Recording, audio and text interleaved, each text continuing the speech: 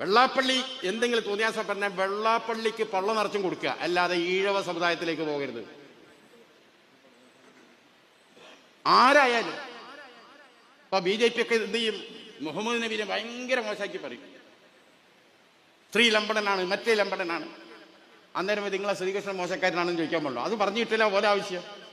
ശ്രീകൃഷ്ണൻ 1000 കല്യാണം കഴിച്ച ആളല്ലേ, അത്രയൊന്നും മുഹമ്മദ് കഴിച്ചിട്ടില്ലല്ലോ എന്നൊരു മറുപടി ഒരുത്തം പറഞ്ഞ എന്താ സ്ഥിതി? ഇപ്പൊ തന്നെ നമ്മളെ ജിഫ്രി തങ്ങളോ കാന്തപുരം ഉസ്താദോ ഏതെങ്കിലും ഒരു മഹിളയിൽ വന്ന് മുസ്ലിം പെണ്ണുങ്ങളോട് പറയും നിങ്ങളെല്ലാവരും കുറച്ച് പ്രൊഡക്ഷൻ കൂട്ടണം, പെറ്റ് കൂട്ടണം എന്ന് പറഞ്ഞാൽ എന്തായിരിക്കും? എല്ലാ ജനാധിപത്യ മഹിളാ അസോസിയേഷൻ റോട്ടുമേലുണ്ടാവും അല്ലേ? എല്ലാ തള്ളാരും വന്ന് റോട്ടിൽ ഉരുണ്ട് കളിക്കും, നമുക്കറിയാം. ഈ പ്രാന്തം വെള്ളാപ്പള്ളി പറഞ്ഞുകൊണ്ട് ആർക്കും കുഴപ്പമില്ല, ജനാധിപത്യ അസോസിയേഷനിലൊന്നും ഇല്ല ഒരു ചുറ്റി. നിങ്ങളെന്താ പ്രതിഷേധിക്കാത്തതെന്ന് ചോദിക്കണേ. ഏതെങ്കിലും ഒരാളാ സംഘടനയിലുണ്ടോ? ഒന്നുമില്ല. ഇത് മൊത്തം എന്താണ്? മുസ്ലിം പേടി ഉണ്ടാക്കുക. 2 എക്സ് മുസ്ലിംസാണ്, മനസ്സിലായോ? ആര്? Ex Muslims. ഇസ്ലാം വിട്ടവർ നടത്തിയ എല്ലാ തോന്നിയാസവും ജിഹാദായിട്ട് ഓല് ജിഹാദായിട്ടുള്ള ബന്ധം അവസാനിപ്പിച്ച് പോയവരാ. ഈ ജനം ടി വി ഇടയ്ക്ക് ചർച്ചയ്ക്ക് വിളിക്കും. ചിലത് പോയി പൊളിച്ചു കൊടുക്കേണ്ടതുണ്ട്, അതിനൊക്കെ ഞാൻ പോയിട്ടുണ്ട്. നമ്മളെ സാക്കിറിനായിട്ടുള്ളിൽ ഇടയ്ക്ക് കാണാം. ഇവര് അത് പറയാൻ കാരണം എന്താ വെച്ചാല് ഇവരെന്നെ വിളിച്ച്, അപ്പൊ ഞാൻ എന്തെങ്കിലും ഒരു കാരണം പറഞ്ഞാൽ വയ്യ. നേരിട്ട് നമ്മളില്ല എന്ന് പറഞ്ഞാൽ മോശമല്ലേ? അല്ല, അന്ന് ചർച്ച സാറൊന്ന് വരും. ആരൊക്കെ ഉണ്ട്? അപ്പോൾ ആളെ പേര് പറയും. മറ്റേ സ്ഥിരം ഇരിക്കുന്ന കുറേ സംഖ്യകളുണ്ട്, ഗുരുമൂർത്തി അത് ഇത് എന്നൊക്കെ പറഞ്ഞ് ഒരുപാട് സാധനങ്ങളുണ്ട്. അല്ല, ഒന്നും വലിയ വിഷയമുള്ള കേസല്ല. ആരിഫ് ഹുസൈൻ ഉണ്ട്. ഞാൻ വെച്ചാൽ ആരാന്ന് വെച്ചാൽ എക്സ് മുസ്ലിമാണെന്ന്. എന്നാൽ ഒരു എക്സ് ഹിന്ദുവിനെയും കൊണ്ടുവരുത്ത്, ഒരു എക്സ് ക്രിസ്ത്യാനിയും കിട്ടി, മറ്റൊരു എക്സ് ജൂതനെയും നോക്കും. ഇങ്ങോട്ട് ഞാൻ വരാറില്ല. ഞാനത് പറഞ്ഞിട്ട് ഞാൻ ഇവർ കൊണ്ടുവന്ന സാധനങ്ങളപ്പോഴൊക്കെ ആലോചിക്കുക. കുറെ എക്സ്, എന്ത് എക്സ്? ഇങ്ങനെ കുറെ സാധനങ്ങൾ കൊണ്ടുവന്നിട്ട് ഇതിൽപ്പെട്ട എക്സാണ് അത്തോളിയിലെ ആ സാധനങ്ങൾ. ഇസ്ലാം വിട്ടവർ അവരെ ഫേസ്ബുക്ക് നോക്കിയാണ്. ഇസ്ലാം വിട്ടുപോയ മനുഷ്യൻ ചെയ്യുന്ന പരിപാടിക്ക് അതും മുസ്ലിം സ്ത്രീയാണ്, അതിൽ കൺവെർഷനൊന്നും നടന്നിട്ടുമില്ല. അത് വെച്ചിട്ട് ഞാൻ നർക്കോട്ട് ചെയ്യാന്ന് പറഞ്ഞപ്പോ അയാളെ പോയിട്ട് ഈ വാസവൻ നടക്കുക. എന്നിട്ടോ അദ്ദേഹം പണ്ഡിതനാണ്. കൊട്ട റിവാർഡാണ്. പണ്ഡിതനായ മനുഷ്യനാണ്. ആരാ? മുഖ്യമന്ത്രിക്ക് വേണ്ടിയാണ് വരണം. മുഖ്യമന്ത്രി ചോദിക്കാതെ വാസന മൂത്രം ഒഴിക്കാൻ പോലും ആള്. ഇപ്പൊ ദേ മരത്തിന് എന്താ പൊന്തിച്ചു പറയാ? നിലപാട് പറയാൻ ആർജവം കാണിക്കുന്നവനാണ്, ആരെയും ഭയക്കാത്തവനാണ്. അതന്നെയാണ് IBയുടെയും ബാബു MLAയും പറഞ്ഞതായി എന്നോട് അവതാരകർ ചോദിച്ചു. പോലും പറഞ്ഞതാണ് നിലപാട് പറയാൻ ആർജവമുള്ള. ഞാൻ പറഞ്ഞ അയാൾ പറയുന്നത് നിലപാടാ? അയാൾ തെമ്മാടിത്തല്ലേ വിളിച്ചു പറഞ്ഞു? ഈ തെമ്മാടിത്തെ വിളിച്ചു പറയുന്നത് ആർജവാന്ന് പറയുകയാണെങ്കിൽ ഈ ബാബുവും ഹൈഡനും ചെയ്തത് തെറ്റാ. ഒരു മതനിരപേക്ഷ പാർട്ടിയിൽ നിന്നുകൊണ്ട് അങ്ങനെ പറയാൻ പാടില്ല.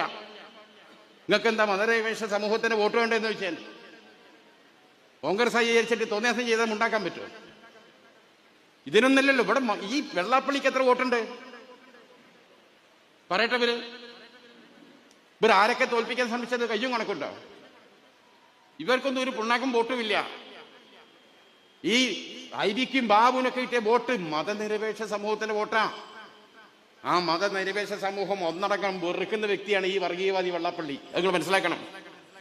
ആ വെള്ളാപ്പള്ളിയൊക്കെ താങ്ങാൻ പോയാലുണ്ടല്ലോ അത് അപകടം ചെയ്യും. മനസ്സിലാക്കണം. എന്നിട്ട് അയാളെ പ്രസംഗം മറ്റൊന്നും കൂടിയുണ്ട്. എന്താ പറയണത്? ഇതാ, ഈ ഈഴവനെ SNDPക്കാരൻ ആരും പരിഗണിക്കുന്നില്ല. കോർപ്പറേഷനിൽ തെരഞ്ഞെടുപ്പ് നടക്കുമ്പോൾ മുനിസിപ്പാലിറ്റിയിൽ ഇടിച്ചു കയറണം. SNDPക്കാരൻ സ്ഥാനാർത്ഥിയായിട്ട് നിന്നിട്ടുണ്ടല്ലോ. അടൂർ പ്രകാശ് ആരാ? SN ട്രസ്റ്റ് ബോർഡിന്റെ ബോർഡ് ഓഫ് ഡയറക്ടറാണ്. ആരാണ് അടൂർ പ്രകാശ്? ആരാ മകന? അഡ്വക്കേറ്റ് കുഞ്ഞിരാമന്റെ മോനാ. ആരാ അഡ്വക്കേറ്റ് കുഞ്ഞിരാമൻ? അഡ്വക്കേറ്റ് കുഞ്ഞിരാമൻ എന്ന് പറഞ്ഞാൽ ശ്രീനാരായണ ഗുരു SNDPന്റെ പ്രസിഡന്റ് ആകുമ്പോൾ വൈസ് പ്രസിഡന്റാ. അപ്പൊ സ്ഥാപക വൈസ് പ്രസിഡന്റിന്റെ മകനും SN ട്രസ്റ്റ് ബോർഡ് മെമ്പറുമായ അടൂർ പ്രകാശിനെ തോൽപ്പിക്കാൻ പരസ്യമായി ഇറങ്ങിയ വിദ്വാനത്. ഇങ്ങോട്ടാ പറഞ്ഞ SNDPക്കാർ ആരും സീറ്റ് കൊടുക്കില്ല. കൊടുത്ത സീറ്റിലൊക്കെ തോൽപ്പിക്കാൻ നടക്കുന്ന ഇയാളാ. അങ്ങനെ ആളുകളൊന്നും ഞങ്ങൾക്ക് നേരെ പറയാ. കാന്തപുരം കുന്തം തീർന്നാലും എനിക്ക് പ്രശ്നമില്ല. പിന്നെ പറയാ. ഞാൻ ചോദിച്ചു 30 കൊല്ലക്കാലം ഇതിന്റെ സെക്രട്ടറി നടന്നിട്ട് എന്താ നിങ്ങൾ ഈഴവർക്ക് ഉണ്ടാക്കിയത് ചോദിച്ചു. നിങ്ങളെ സ്ഥാപനങ്ങൾ ആർ ശങ്കറിന്റെ കാലത്ത് ഉണ്ടാക്കിയ കെട്ടിടം അങ്ങനെ തന്നെ നിൽക്കുക, എപ്പോഴത് പൊളിഞ്ഞു വീഴുക എന്നുള്ള അറിയില്ല. ഒരു പുതിയ ബ്ലോക്ക് ഇതുവരെ ഉണ്ടാക്കിയിട്ടില്ല. ചില്ലറ വാങ്ങിക്കൊണ്ട് ആളെ വെച്ച് പോകുക എന്നല്ല, വേറെ ഒന്നും നടക്കണില്ല. ഒരു പുതിയ കോഴ്സും ഇല്ല. മാത്രമല്ല, ഈ സർക്കാർ ഇത് ദാനമായി വാങ്ങിയ സ്ഥലത്ത് വെച്ച ഈ പള്ളിപ്പൊളി കെട്ടിടം ഉണ്ടല്ലോ, ഈ കെട്ടിടം മൊത്തം പണയം വെച്ചിട്ട് ബാങ്കിൽ നിന്ന് ലോൺ എടുത്തിട്ട് മൈക്രോ ഫിനാൻസ് തുടങ്ങി. ഒരുപാട് ഈഴരെ ആ ലോണ് കുടുക്കി. ഇന്ന് 28 സ്ഥാപനങ്ങളും ജപ്തിയിലാണ്. ഏത്? ഈ SNDPന്റെ കീഴിലുള്ള വിദ്യാഭ്യാസ സ്ഥാപനം മുഴുവൻ പണം വെച്ചിക്ക. അത് മുഴുവൻ ജപ്തിയിലാണെന്ന് വിദ്യാസാഗർ പഴയ പ്രസിഡന്റാ പറഞ്ഞത്. ഞാൻ സ്മൃതി ഇറാനി പങ്കെടുത്ത ചോദ്യത്തിൽ ഞാൻ ചോദിച്ചു, ഞാൻ ഒറ്റ ചോദ്യം ചെയ്യട്ടെ, SNDP യൂണിയന്റെ പ്രസിഡന്റ് ആയിരുന്നു വെച്ചു. ആർക്കെങ്കിലും വെച്ചു, ഇതിൽ ആർക്കും പറയാൻ പറ്റും വെച്ചു. എല്ലാവരും മേലോട്ടേക്ക് അറിയില്ല. ഡോക്ടർ സോമൻ MBBS, ഒരു സാധാരണ MBBS ആയിരുന്ന വെള്ളപ്പള്ളി വരെ അവിടെയൊക്കെ ഞാൻ ഇപ്പോൾ വരാറിനെ വൈകുന്നേരം വരെ അവിടെ വെക്കും. എന്താ മനുഷ്യനറിയില്ല. എന്നിട്ട് ഇങ്ങനെ പറയുക, ഞമ്മക്ക് വെള്ളാപ്പള്ളിയോടല്ല പ്രശ്നം, വെള്ളാപ്പള്ളി ഇറക്കി വിട്ട് ഈ നിമിഷം വരെ മുഖ്യമന്ത്രി അഭിനയിച്ചില്ലല്ലോ. എന്നിട്ട് പാർട്ടി സെക്രട്ടേറിയറ്റിൽ നിന്ന് ഒരു തലിം വല്ലാത്ത പ്രശ്നം, ആളെ പേരൊന്നും പറഞ്ഞില്ല, ആരും സംശയിക്കാം. അപ്പൊ ഗോവിന്ദ മാഷോട് ആരോ ഫോൺ എടുത്ത് ചോദിച്ചത്രേ, അല്ല വെള്ളാപ്പള്ളിന്റെ പരിപാടിക്കെതിരെയല്ലേ നിങ്ങൾ സമരം? അതെ, വ്യക്തികളെ പേര് ഞങ്ങൾ പറയാറില്ല. ഉദാഹരണമായി നരേന്ദ്രമോദിയുടെ പേര് ഞങ്ങൾ പറയാറില്ലല്ലോ. കേന്ദ്ര സർക്കാർ എന്തേ പറയുള്ളൂ, പരാമർശിക്കാറില്ല. അത് ഞങ്ങളോട് ഇല്ല, ഇതെന്നാ പറഞ്ഞത്. അപ്പൊ ഏതായാലും ഈ RSS, police, Pinarayi, Marxist, fascist, ഇതൊക്കെ ഗ്രൂപ്പ് ഓഫ് ചോയ്സസ്, ഇതൊക്കെ ഒരു ടീമാണ്. അതിവിശദമായ ഒരു ലഘുലേഖ കാര്യങ്ങൾ ഈ സമ്മേളനം സംബന്ധിച്ച് ഇവിടെ തയ്യാറാക്കുന്നുണ്ട്. ആ ലഘുലേഖയ്ക്കുള്ള എല്ലാ കണ്ടന്റും നമ്മളിവിടെ കൊടുക്കുന്നുണ്ട്. വായിക്കാൻ പോകുന്ന സാധനം ആയതുകൊണ്ട് ഞാനതിൻ്റെ ഓരോരോ സംഭവങ്ങളും പ്രത്യേകമായി എടുത്തു പറയുന്നില്ല. ഈ പ്രമേയം അതിഗൗരവമായി ചർച്ച ചെയ്യപ്പെടേണ്ടതാണ്, എല്ലാ വീടുകളിലും ഇതെത്തിക്കേണ്ടതാണ്. മുസ്ലിം ലീഗിന് അതിൻ്റെ ടൈമപ്പ്. ലീഗ് അല്ലാതെ വേറൊരു വഴി നമ്മുടെ മുമ്പിലില്ല എന്ന് സമുദായത്തിന് മൊത്തം മനസ്സിലാക്കിയൊരു സമയമാണ്. ഒരു കൂട്ടുകെട്ടും മുന്നണിയും കോൺഗ്രസും ആരും വേണ്ട, ഒറ്റയ്ക്ക് പോയി ഞങ്ങൾ എന്താക്കും, സമുദായത്തെ രക്ഷിച്ച് കളഞ്ഞു. ഇവർ നടത്തിയ ചില ബടായികളാണ് നമ്മൾ കിടന്ന് വേർക്കണത്. അത് നിങ്ങൾ 940 ആകുമ്പോഴത്തേന് ഇന്ത്യ ഇസ്ലാമിക രാജ്യമാക്കും. ഏതൊരു കഴുത പറഞ്ഞാണ് ഈ മറ്റേ പോപ്പുലർ ഫ്രണ്ടിന്റെ, അല്ലേ? അതിന്റെ പേരിൽ നിങ്ങൾ നോക്കി, അത് വലിയ വിശ്വസിച്ചിരിക്കുക. ഞാൻ പറഞ്ഞു, രാജ്യസഭയിലും ലോക്സഭയിലും മൃഗീയ ഭൂരിപക്ഷം BJPക്ക് കിട്ടി. എന്നിട്ട് ഓൾക്ക് ഇന്ത്യൻ ഹിന്ദു രാഷ്ട്രമാക്കാൻ കഴിയില്ല. പിന്നെയാണ് ഒരു പഞ്ചായത്ത് പ്രസിഡന്റ് പോലും ആകത്തെ ജമാഅത്ത് ഇസ്ലാമി 5 കൊല്ലം കൊണ്ട് ഇന്ത്യൻ ഇസ്ലാമിക രാജ്യമാക്കുമെന്ന് പറഞ്ഞ് തലയിൽ മൂക്കിക്കപ്പെട്ടുള്ളവനെ വിശ്വസിക്കത്. നമ്മളത് ചോദിച്ചത്. പക്ഷെ എന്നാലും ഇങ്ങനെ ഈ ബടായി പറഞ്ഞിട്ട് പോയ ആൾക്കാരുണ്ട്. എന്താ പോലെ സ്ഥിതി? അത്ര സന്തോഷമുള്ള സ്ഥിതിയാണോ? നമ്മളതിൽ സന്തോഷിക്കുന്നില്ല. കിടക്കുക തിഹാർ ജയിലിൽ കാലം കുറയും. ആദ്യം ഞങ്ങൾ പറഞ്ഞു ഒറ്റക്ക് കാട്ടുപോയ പുലി പിടിക്കുന്നു. ഞങ്ങളതാണ് ഒരു ഭാഗത്ത് കോൺഗ്രസിനും കിട്ടാവുന്ന സംവിധാനങ്ങളൊക്കെ ഒരു റിംഗ് റൗണ്ട് ആക്കി അതിൻ്റെ ഉള്ളിൽ കൂടെ ഇങ്ങനെ നടന്നിക്കണത്. മനസ്സിലായോ? നിങ്ങൾ ഞങ്ങൾക്ക് ധൈര്യം പോരാ, മറ്റേ പോരാൻ തന്നെ ഒറ്റക്കിറങ്ങിയതാ. ഒറ്റക്കിറങ്ങിയ എന്ത് സംഭവിച്ചു? അത് സംഭവിച്ചു. ആ സംഭവിച്ചതിൽ ഞങ്ങൾക്ക് ദുഃഖമുണ്ട്. നിങ്ങൾ കാരണം നിങ്ങളെ കുടുംബം കണ്ണീരാ. നിങ്ങൾക്ക് അള്ളാഹു അക്ബർ അതിൻ്റെ ഉള്ളിൽ വിളിച്ചു കുത്തനാൻ മതി. ഒരു കുട്ടിനെ കല്യാണം പോലെ ആലോചിച്ച് ബാപ്പ ജയിലിൽ നടക്കുമോ? ഒറ്റക്ക് ഇങ്ങനെ വെല്ലുവിളിച്ച് പോയാണ്ടാകുന്ന അവസ്ഥയത്. ഈ ഭരണകൂടത്തിന്റെ കയ്യിൽ എന്തും ആയുധമാണ്. ഇപ്പൊ നമ്മളൊക്കെ അത് വിളിച്ച് ഭയങ്കര ഭീഷണിയാണ്. ഞാൻ പറഞ്ഞ എലത്തൂർ സംഭവം നമ്മൾ ഇന്ന് വരട്ടി പിടിച്ചകത്തോടും മതിന് കടന്നേരിയാവും. ഒരു MDA വരും, തൂക്കിയെടുത്താൽ പിന്നെ പുറലോങ്ങാണല്ല. പോലീസിനോടാ കളി നോക്കടാ. നമ്മളോടെ ദിവസം ഇത് കേട്ടുകൊണ്ടിരിക്കുക. നിങ്ങളെ വിചാരം ഉണ്ടാവും ഇത് നല്ലൊരു സുഖമുള്ള പരിപാടിയാണ്, ഇത് TV പോയി ഇരിക്കുന്നത് അല്ലേ? നല്ല തുണിയും കുപ്പായൊക്കെ ഇട്ട് ഇങ്ങനെ ഉത്തരവ് ഭയങ്കര രസമാവും. നമുക്ക് 4-5 ആൾക്കാർ മുമ്പിൽ വിചാരണയ്ക്ക് കിടന്നു കൊടുക്കുക. എപ്പോഴും അടി കിട്ടാന്ന് പറയാൻ പറ്റില്ല. എന്തെങ്കിലും ഒരു ദിവസം ഉത്തരം മുട്ടുന്ന ദിവസം ഉണ്ടാവും. അന്ന് നമ്മളെ കഥ കഴിയും ചെയ്യും. അത് നിങ്ങൾ തന്നെ പറയും, ഈ നായിൻ്റെ മോനാണോ അവിടേക്ക് വിട്ടത് അല്ലേ? ചോദിക്കും നിങ്ങൾ. കാരണം ഈ സമുദായം തെറ്റിയാൽ എന്താണെന്ന് നമ്മൾ നേരത്തെ കാണുന്നുണ്ട്. ഇവിടെ നടക്കണ ചർച്ച. അതുകൊണ്ട് പലരും പ്രസംഗിച്ച് നടക്കില്ല. അവിടെ പോയി ആരും ഇടപെടില്ലല്ലോ. ഇത്രയും മണിക്കൂർ പ്രസംഗിച്ച് പോകാം. ഇതൊരു മുൾമുനയില്ല. നമ്മൾ പോണ സമുദായത്തിന് വേണ്ടിയാണ്. അള്ളാന്റെ അടുത്ത് പ്രതിഫലം കിട്ടും സത്യം വിളിച്ചു പറഞ്ഞാൽ എന്ന നിലക്ക് തന്നെ പോണം. ഒരു ലക്ഷ്യം വേണ്ട. രാത്രി കിടക്കാൻ കഴിയില്ല. പോലീസിന്റെ ഭീഷണിയാണ്, പല നിലക്കുള്ള ഭീഷണിയാണ്. BJP മുണ്ടാൻ പാടില്ല. മുണ്ടിയാൽ ഇന്ത്യ ബാങ്കിൽ ആരെത്തും? ED എത്തും. എത്രയോ തവണ എത്തി. മാനേജർ പറഞ്ഞു നോക്കി, ഈ സാധുവിൻ്റെ സ്ഥാനം നിങ്ങൾ കണ്ടതല്ലേ. അപ്പോൾ ഓര് പറഞ്ഞു, ഞങ്ങൾക്കറിയാം, ഞങ്ങളിപ്പോൾ എത്ര വട്ടായി ഇവിടുന്ന് പോകണം, പക്ഷെ അവിടുന്ന് ഇങ്ങനെ ആസ്ഥാനത്ത് നിന്ന് വിളിക്കുക, എന്ത് ചെയ്യാൻ, ഈ മനുഷ്യൻ ഫുള്ള് ലോണാന്നുള്ളത് ഞങ്ങൾക്കറിയാം, ഇതിനെ എവിടെ പിടിക്കാനാ ഉള്ള കേൾക്കണങ്ങൾ. അപ്പോൾ അതാണ് പലരെയും നിഷ്ഫലമാക്കുകയാണ്. മുണ്ടാൻ പാടില്ല, മുണ്ടേ പേടിപ്പിക്കുകയാണ്. പക്ഷെ ആ പേടിപ്പിക്കൽ കാര്യം തവക്കലത്ത് വരെയുള്ള എന്ന് വിശ്വസിച്ച് ജീവിക്കുന്ന ഒരു വിശ്വാസിയായ മുസൽമാൻ ഇതൊന്നും ഒരു പ്രശ്നമല്ല. മനസ്സിലായോ? അത് എന്നാ വെച്ചാൽ അള്ള നിശ്ചയിക്കുന്ന കാര്യം നടക്കും. ഞാൻ പറഞ്ഞു വരുന്നത് പോരാട്ടം തന്നെയാണ്. പോരാടും എന്ത് വേണം? അവിവേകം കാണിക്കരുത്. ഞാൻ എല്ലാവരും ഒറ്റക്കണ്ട് ശരിയാക്കാന്ന് അറിഞ്ഞ് പോകരുത്. നല്ല ചങ്ങാതിമാരെ കൂടെ കൂട്ടണം, ചതിക്കാത്തവരെ കൂടെ കൂട്ടണം, വിശ്വസ്തരെ കൂടെ തട്ടണം, എന്നിട്ട് ഫൈറ്റ് നടത്തണം. ഇന്ത്യൻ രാഷ്ട്രീയത്തിൽ മുസ്ലിം ലീഗ് അങ്ങനെ ചെയ്യണേ. കൂട്ടാവുന്ന വിശ്വസ്തരെ, നമ്മളെ സ്നേഹിക്കുന്ന, നമ്മൾ ഉൾക്കൊള്ളുന്ന, നമ്മൾ അംഗീകരിക്കുന്ന, നമ്മൾ പറഞ്ഞ ആവശ്യങ്ങൾ കഴിയാവുന്നതൊക്കെ ചെയ്തു തരുന്ന ഒരു നല്ല പാർട്ണർ നമുക്കുണ്ട്. അതിൽ മോശപ്പെട്ട മനുഷ്യന്മാർ പല സ്ഥലത്തും കണ്ടേക്കാം. അവരോട് ചിലക്കാവുമ്പോൾ പറയും, നമ്മളെ ലൈൻ മാത്രം എടുത്താൽ മതി. അങ്ങനെ വിശാലമായ ഇന്ന് ഒരുപാട് കക്ഷികൾക്കിടയിൽ നമ്മളൊക്കെ ഇന്ത്യ മുന്നണി തന്നെ ചെറിയ സാധനമല്ല. 10-26 കക്ഷികളിൽ ലീഗുണ്ട്. ഞങ്ങൾ മനസ്സിലാക്കണം. ഇന്ത്യ രാജ്യത്തിന്റെ സുപ്രീം കോടതിയിൽ മുസ്ലിം ലീഗിനെ നിരോധിക്കണമെന്ന് പറഞ്ഞ ഹർജി വന്നു. സുപ്രീം കോടതി നമുക്ക് നോട്ടീസായി. 75 കൊല്ലത്തെ നമ്മുടെ പ്രവർത്തന റിപ്പോർട്ട് നമ്മളാണ് കൊടുത്തു. വായിച്ച ബെഞ്ച് പറഞ്ഞെന്താ, സുപ്രീം കോടതി ഇത് നിരോധിക്കേണ്ട പാർട്ടിയല്ല എന്ന് പറഞ്ഞ് ഹർജിയാണ് തള്ളി. ഇന്ത്യയിൽ നിയമനിർമ്മാണം എന്ന് പറഞ്ഞാൽ ഏതാ? ലോക്സഭയിലും രാജ്യസഭയിലാണ് നിയമനിർമ്മാണം നടക്കുക. പിന്നെ നിയമനിർമ്മാണം നടക്കുന്നത് എവിടെയാണ്? സുപ്രീം കോടതിയുടെ ജഡ്ജ്മെന്റുകളാണ് നിയമം. ഇന്ത്യൻ യൂണിയൻ മുസ്ലിം ലീഗ് നിരോധിക്കേണ്ട പാർട്ടിയല്ല എന്നൊരു നിയമം ഇന്ത്യ രാജ്യത്ത് വന്നിരിക്കുന്നു. അതാണ് സുപ്രീം കോടതിയുടെ ജഡ്ജ്മെന്റ്. അത്രമാത്രം ദേശീയ തലത്തിലും അംഗീകാരം കിട്ടിയ ഒരു പ്രസ്ഥാനം എന്ന നിലയ്ക്ക് എന്തെല്ലാം ആരോപണങ്ങൾ പ്രകോപിപ്പിക്കാൻ പല മേഖലയിൽ നിന്ന് വന്നാലും ആ പ്രകോപനത്തിന് വശം വരാതെ, വെള്ളാപ്പള്ളി എന്തെങ്കിലും തോന്നിയാസം പറഞ്ഞാൽ വെള്ളാപ്പള്ളിക്ക് പള്ള നിറച്ചും കൊടുക്കുക, അല്ലാതെ ഈഴവ സമുദായത്തിലേക്ക് പോകരുത്. ആരായാലും ഇപ്പൊ BJP ഒക്കെ എന്ത് ചെയ്യും? മുഹമ്മദ് നബീനെ ഭയങ്കര മോശമാക്കി പറയും.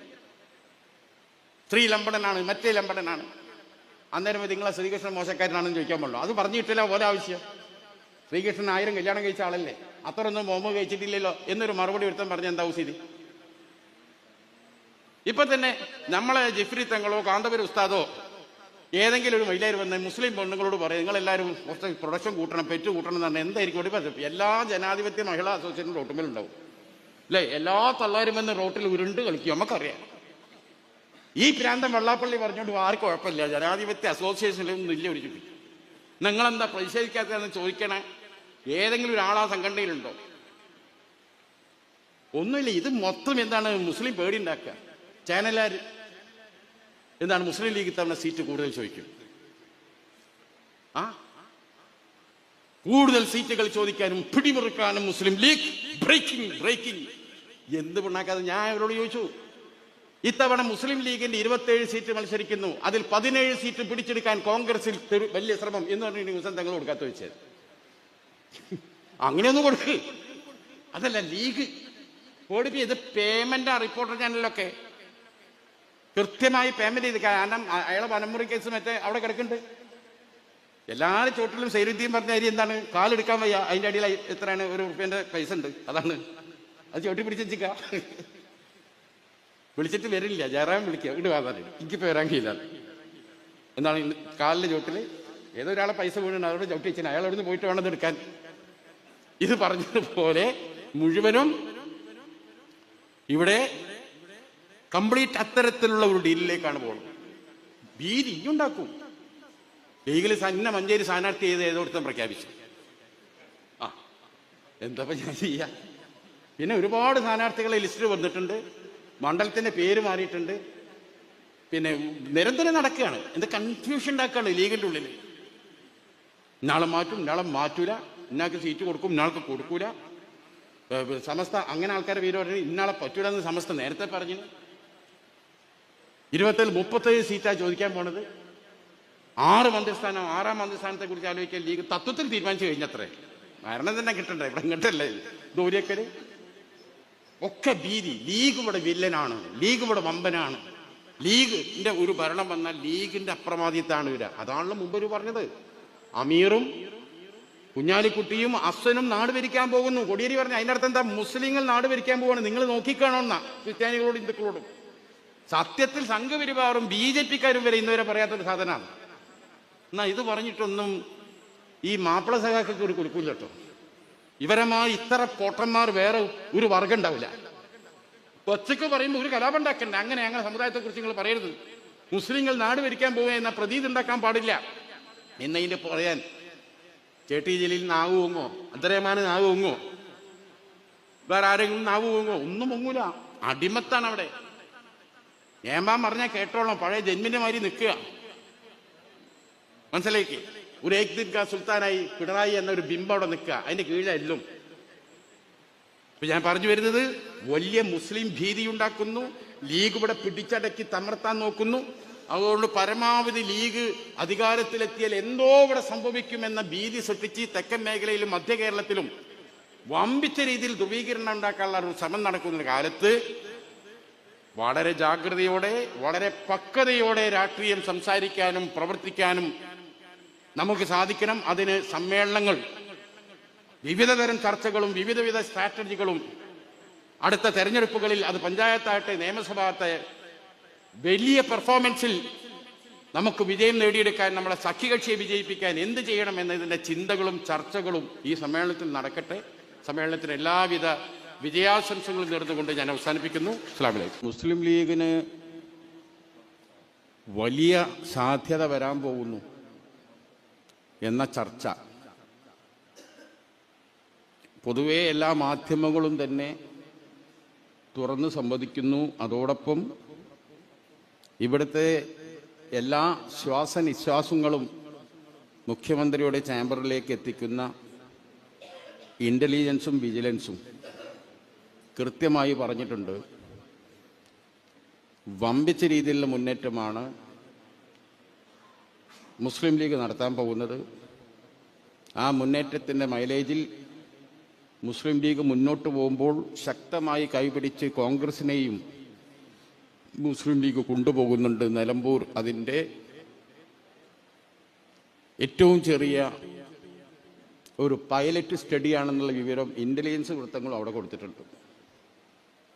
അതുകൊണ്ട് തന്നെയാണ് മനഃപൂർവ്വം കുഴപ്പങ്ങൾ ഉണ്ടാക്കാൻ വെള്ളാപ്പള്ളിയെ രംഗത്തിറക്കുന്നു, സമസ്തയെ പ്രതിക്കൂട്ടിലാക്കാൻ ഉമ്മർ ഫൈസിയെ രംഗത്തിറക്കുന്നു, സമസ്ത ഒന്നും ഉപയോഗിക്കാത്ത ഭാഷയിൽ ഇതര മതസ്ഥർക്ക് സമുദായത്തോട് വെറുപ്പുണ്ടാവും രീതിയിൽ സ്കൂളും സമയമാറ്റ വിഷയത്തിലൊക്കെ കാണിച്ചു തരാം, വോട്ട് അങ്ങോട്ടാക്കി തരാം എന്നൊക്കെ പറഞ്ഞ് ഇതൊക്കെ എന്തിനാണ്? ഇതൊക്കെ പിണറായി വിജയൻ പറയിപ്പിക്കുകയാണ്. നിങ്ങൾ മനസ്സിലാക്കണം. നമ്മളെ വെറുക്കാനായിട്ട് ഒരു മുസ്ലിം വിരുദ്ധത അഴിച്ചുവിട്ടിരിക്കുകയാണ്. കഴിഞ്ഞ ദിവസങ്ങളിലൊക്കെ കണ്ടത് അതാണ്. ഇതിൻ്റെ ലക്ഷണങ്ങൾ വളരെ നേരത്തെ തന്നെ നമ്മൾ കണ്ടതാണ്. പ്രിയ എല്ലാവരോടും പറയുന്നു ഞാൻ, ചന്ദ്രിക ആഴ്ചപ്പതിപ്പിൽ ഇത് സംബന്ധമായ വളരെ കൃത്യമായി ഏകദേശം 12-15 പേജുകളിലായി നിങ്ങളെ സമ്മേളന പ്രമേയത്തെക്കുറിച്ച് ഞാൻ എഴുതിയൊരു ലേഖനമുണ്ട്. ഇത് വെറുതെ ബളായി പറച്ചിലല്ല. കാരണം ഇതൊരു പ്രിന്റഡ് മീഡിയയിൽ കൊടുത്തത് എന്തിൻ്റെ പേരിലാണെന്ന് വെച്ചാൽ, എന്തെങ്കിലും കേസ് ഉണ്ടെങ്കിൽ പോരട്ടെ, സർവ്വ തെളിവുകളാണ്. ഈ കോപ്പി ചന്ദ്രികയിൽ കിട്ടാനില്ല. 2 ആഴ്ച മുമ്പ് ഇറങ്ങിയ പതിപ്പാണ്. നിലമ്പൂരിൽ അടിച്ച മുഴുവൻ കോപ്പിയും 6000 കോപ്പിയോളം നിലമ്പൂരിൽ ഇലക്ഷൻ ടൈമിൽ ചെലവിട്ടു. കാരണം ഈ സ്റ്റാറ്റിസ്റ്റിക്സിന് ഒരു മറുപടി പറയാൻ ദേശാഭിമാനിക്ക് കഴിഞ്ഞിട്ടില്ല, ആർക്കും കഴിഞ്ഞിട്ടില്ല. അതുകൊണ്ട് ഞാൻ പ്രിയപ്പെട്ട റഫീഖിൻ്റെ അടുത്ത് ഇതിൻ്റെ PDF കൊടുത്തിട്ടുണ്ട്. നിങ്ങളെ സമ്മേളന പ്രമേയം ഇതായതുകൊണ്ടാണ് ഞാൻ റഫീഖിൻ്റെ അടുത്ത് ആ PDF കൊടുത്തിട്ട് ഇത് ലഘുലേഖയായി എല്ലാ മുസ്ലിം ഭവനങ്ങളിൽ എത്തിച്ചാൽ ഒരു സംശയം എനിക്ക് വേണ്ട. നമ്മൾ പറയുന്നത് എത്രമാത്രം കൃത്യമാണ് എന്ന് ജനങ്ങൾക്ക് ബോധ്യം. 1-2 സംഭവങ്ങളല്ല. കൊടിഞ്ഞി ഫൈസൽ തൊട്ട് റിയാസ് മൗലി തൊട്ട് ഒരുപാട് കുട്ടികളെ കഥ. ഇവിടുത്തെ പോലീസും BJPയും തമ്മിലുള്ള ആഴത്തിലുള്ള ബന്ധം, അതൊക്കെ എഴുതുക എന്ന് പറഞ്ഞാൽ ഉത്തരവാദിത്വം ഏറ്റെടുത്ത് എഴുതിയതാണ്. ഈ സംസ്ഥാനത്തെ ഉന്നത പോലീസ് മേധാവികൾക്ക് ഇവരുമായുള്ള ബന്ധം എന്താണെന്ന് കൃത്യമായി ഇതിൽ പറയുന്നുണ്ട്. ഇതൊന്നും ശരിയല്ലെങ്കിൽ ഇന്ന പോലെ വെറുതെ വിടുമോ? ഓരോ ചർച്ച കഴിയുമ്പോൾ എന്നെ കൂടി വിളിക്കും. എലത്തൂർ സ്ഫോടനത്തിന്റെ അന്ന് ഇവിടുത്തെ ADGPക്ക്, ക്രമസമാധാന ചുമതല ADGPക്ക് RSSുമായിട്ടാണ് ബന്ധം. RSS എന്താണോ എഴുതി കൊടുക്കുന്നത്, എന്താണ് നിർദ്ദേശിക്കുന്നത്, അതാണ് അയാൾ ചെയ്യുന്നത്, അതാണ് അയാൾ പറയുന്നത്. പ്രത്യേകിച്ച് എലത്തൂർ സ്ഫോടനം എന്ന് പറഞ്ഞെങ്കിൽ മനസ്സിലാക്കണം, ഉത്തർപ്രദേശിൽ നിന്ന് ഒരു ചെറുപ്പക്കാരനായ വളരെ സാത്വികനായ ഒരു കുട്ടിയെ, ഒരു ആശാരിപ്പണിക്കാരൻ, തൻ്റെ ആശാരിപ്പണി ഉണ്ടല്ലോ, കരകൗശല വസ്തുക്കൾ ഉണ്ടാക്കുക, ഇതൊക്കെ യൂട്യൂബിൽ ഇടുന്നതാണ് ഈ കുട്ടീൻ്റെ പണി. ഈ കുട്ടിയെക്കുറിച്ച് അന്വേഷിക്കാൻ എല്ലാവരും പോയി അവിടെ ഷഹീൻ ബാഗിൽ. ആ കുട്ടീൻ്റെ കൂടെ പഠിക്കുന്ന ഇതര മതസ്ഥരായ കുട്ടികളെ പോയി കണ്ടു. സൽസ്വഭാവിയായ കുട്ടി, ദീനിയായ കുട്ടി, വളരെ കുറച്ചു മാത്രമേ സംസാരിക്കുള്ളൂ. പിതാവിനോടൊപ്പം ഒരു ആശാരിപ്പീടിയുണ്ട്, അവിടെ പോയി ആശാരിപ്പണി, ചിപ്പിളിക്കുന്തല പണി, കൃത്യമായി തിരിച്ചെത്തും. ഈ കുട്ടിനെ ഒരു ദിവസം കാണാനില്ല, വൈകും വരെ നോക്കിയിട്ടും കാണാനില്ല. ആശാരിപ്പീടിയൊക്കെ പോകുമ്പോൾ ഉച്ചക്കുള്ള ഭക്ഷണം ഉമ്മ പൊതിഞ്ഞു കൊടുക്കും. ആ പൊതിയുമായിട്ട്, ഭക്ഷണ പൊതിയുമായിട്ടാണ് ഈ കുട്ടി പോയത്. ഈ കുട്ടി കേരളത്തിലേക്ക് വരാൻ പരിപാടി ഉണ്ടെങ്കിൽ ഉമ്മാൻ്റെ അടുത്ത് ഈ ഭക്ഷണം വാങ്ങേണ്ട ആവശ്യമുണ്ടോ? ഈ കുട്ടിയെ കിഡ്നാപ്പ് ചെയ്തു, എന്നിട്ട് ഇവിടെ എത്തിച്ചു. പിന്നെ ട്രെയിനിൽ എന്തൊക്കെ സംഭവിക്കുന്നു? ട്രെയിനിൽ കുട്ടി കയറുന്നു, കുട്ടീൻ്റെ കയ്യിൽ നിന്ന് പെട്രോളിൻ്റെ ചെറിയ ബോട്ടിൽ കാണുന്നു, അത് വെച്ച് ട്രെയിൻ കത്തിക്കാൻ കുട്ടി ശ്രമിക്കുന്നു. ആകെ വെപ്രാളമായി, ബഹളമായി. ഇതിനിടയിൽ 2 സ്ത്രീയും ഒരു കുഞ്ഞും ട്രെയിനിൽ നിന്ന് തെറിച്ചു വീഴുന്നു. ആരോ ചങ്ങല വലിക്കുന്നു. കുറേ 100-300 മീറ്റർ ദൂരെ പോയി വണ്ടി നിൽക്കുന്നു. ആ ബോഡി 3 എണ്ണം എപ്പോഴാണ് ജീവൻ പോയതെന്ന് അറിയില്ല. പോസ്റ്റ്മോർട്ടത്തിൽ പറയുന്നത്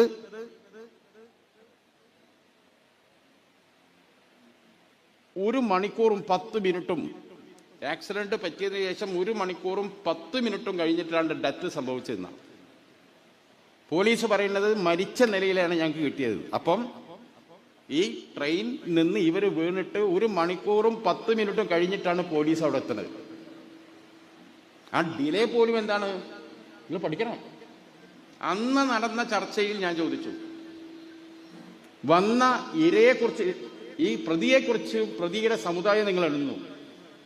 ദാരുണമായി മരണപ്പെട്ട 3 ജീവനുകളുടെ മതം താങ്കൾ എഴുതാത്തത്? ഞാൻ അന്ന് ചോദിച്ചതാ. മരണപ്പെടുന്നവന്റെ മതം നിങ്ങൾക്ക് തികയുണ്ട്.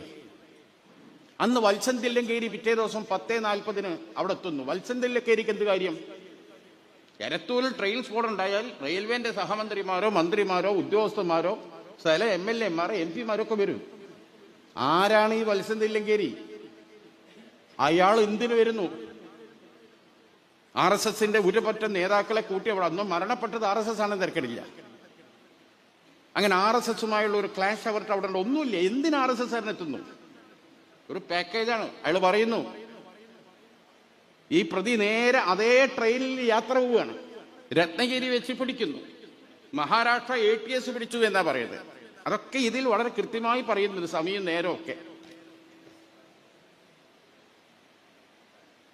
ഇയാൾ പറയുന്നത് പ്രതി വരുന്നത് ഷഹീൻ ബാഗിൽ നിന്നാണ്. അത് വത്സൻ തില്ലങ്കേരി പറയാം. ഷഹീൻ ബാഗ് എന്താണെന്ന് നിങ്ങൾക്കറിയാമല്ലോ. ഭീകരവാദികളെ വിരിയിപ്പിക്കുന്ന ഇന്ത്യയിൽ ഏറ്റവും വലിയ ഹാച്ചറി പ്രവർത്തിക്കുന്ന സ്ഥലമാണ് ഷഹീൻ ബാഗ്. ഷഹീൻ ബാഗിൽ ഇന്ന് വരെ ഒരു ഭീകരവാദിയോ തീവ്രവാദിയോ എന്തെങ്കിലും ഒരു കേസ് അവിടെ ഉണ്ടായിട്ടുണ്ടോ? എന്തെങ്കിലും സംഭവം അവിടെ ആകെ ഉണ്ടായത് ഒക്കെയാണ്. അവിടെ ആകെ ഉണ്ടായത് പൗരത്വ സമരവുമായി ബന്ധപ്പെട്ട് സ്ത്രീകൾ നടത്തിയ ലോകപ്രസിദ്ധമായ ഒരു സമര സത്വരം. അതാണ് ഷഹീൻ ബാഗ്.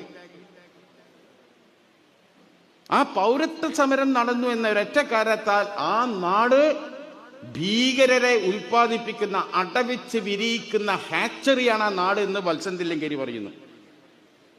പറഞ്ഞ് വത്സൻ തില്ലങ്കേരി പോയി അരമണിക്കൂറിനുള്ളിൽ ADGP അജിത് കുമാർ പത്രക്കാരെ കാണുന്നു. പത്രക്കാർ ചോദിക്കുന്നു, പ്രതിയെ പിടിച്ചോ? പിടിച്ചു. പ്രതിയോ? കുറ്റം സമ്മതിച്ചു. 2 കാരണങ്ങളാണ് പറഞ്ഞത്. ഇതിന്റെ മോട്ടീവ് എന്താണ് അറിയാമോ? 2 കാര്യങ്ങളാണ് അയാൾ പറഞ്ഞത്. ഒന്ന്, ഇയാൾ വരുന്ന സ്ഥലം ഏതാണെന്ന് നിങ്ങൾക്കറിയില്ലേ? അതാണ് അരമണിക്കൂർ മുമ്പ് ആര് പറഞ്ഞത്? വത്സൻ തില്ലങ്കേരി.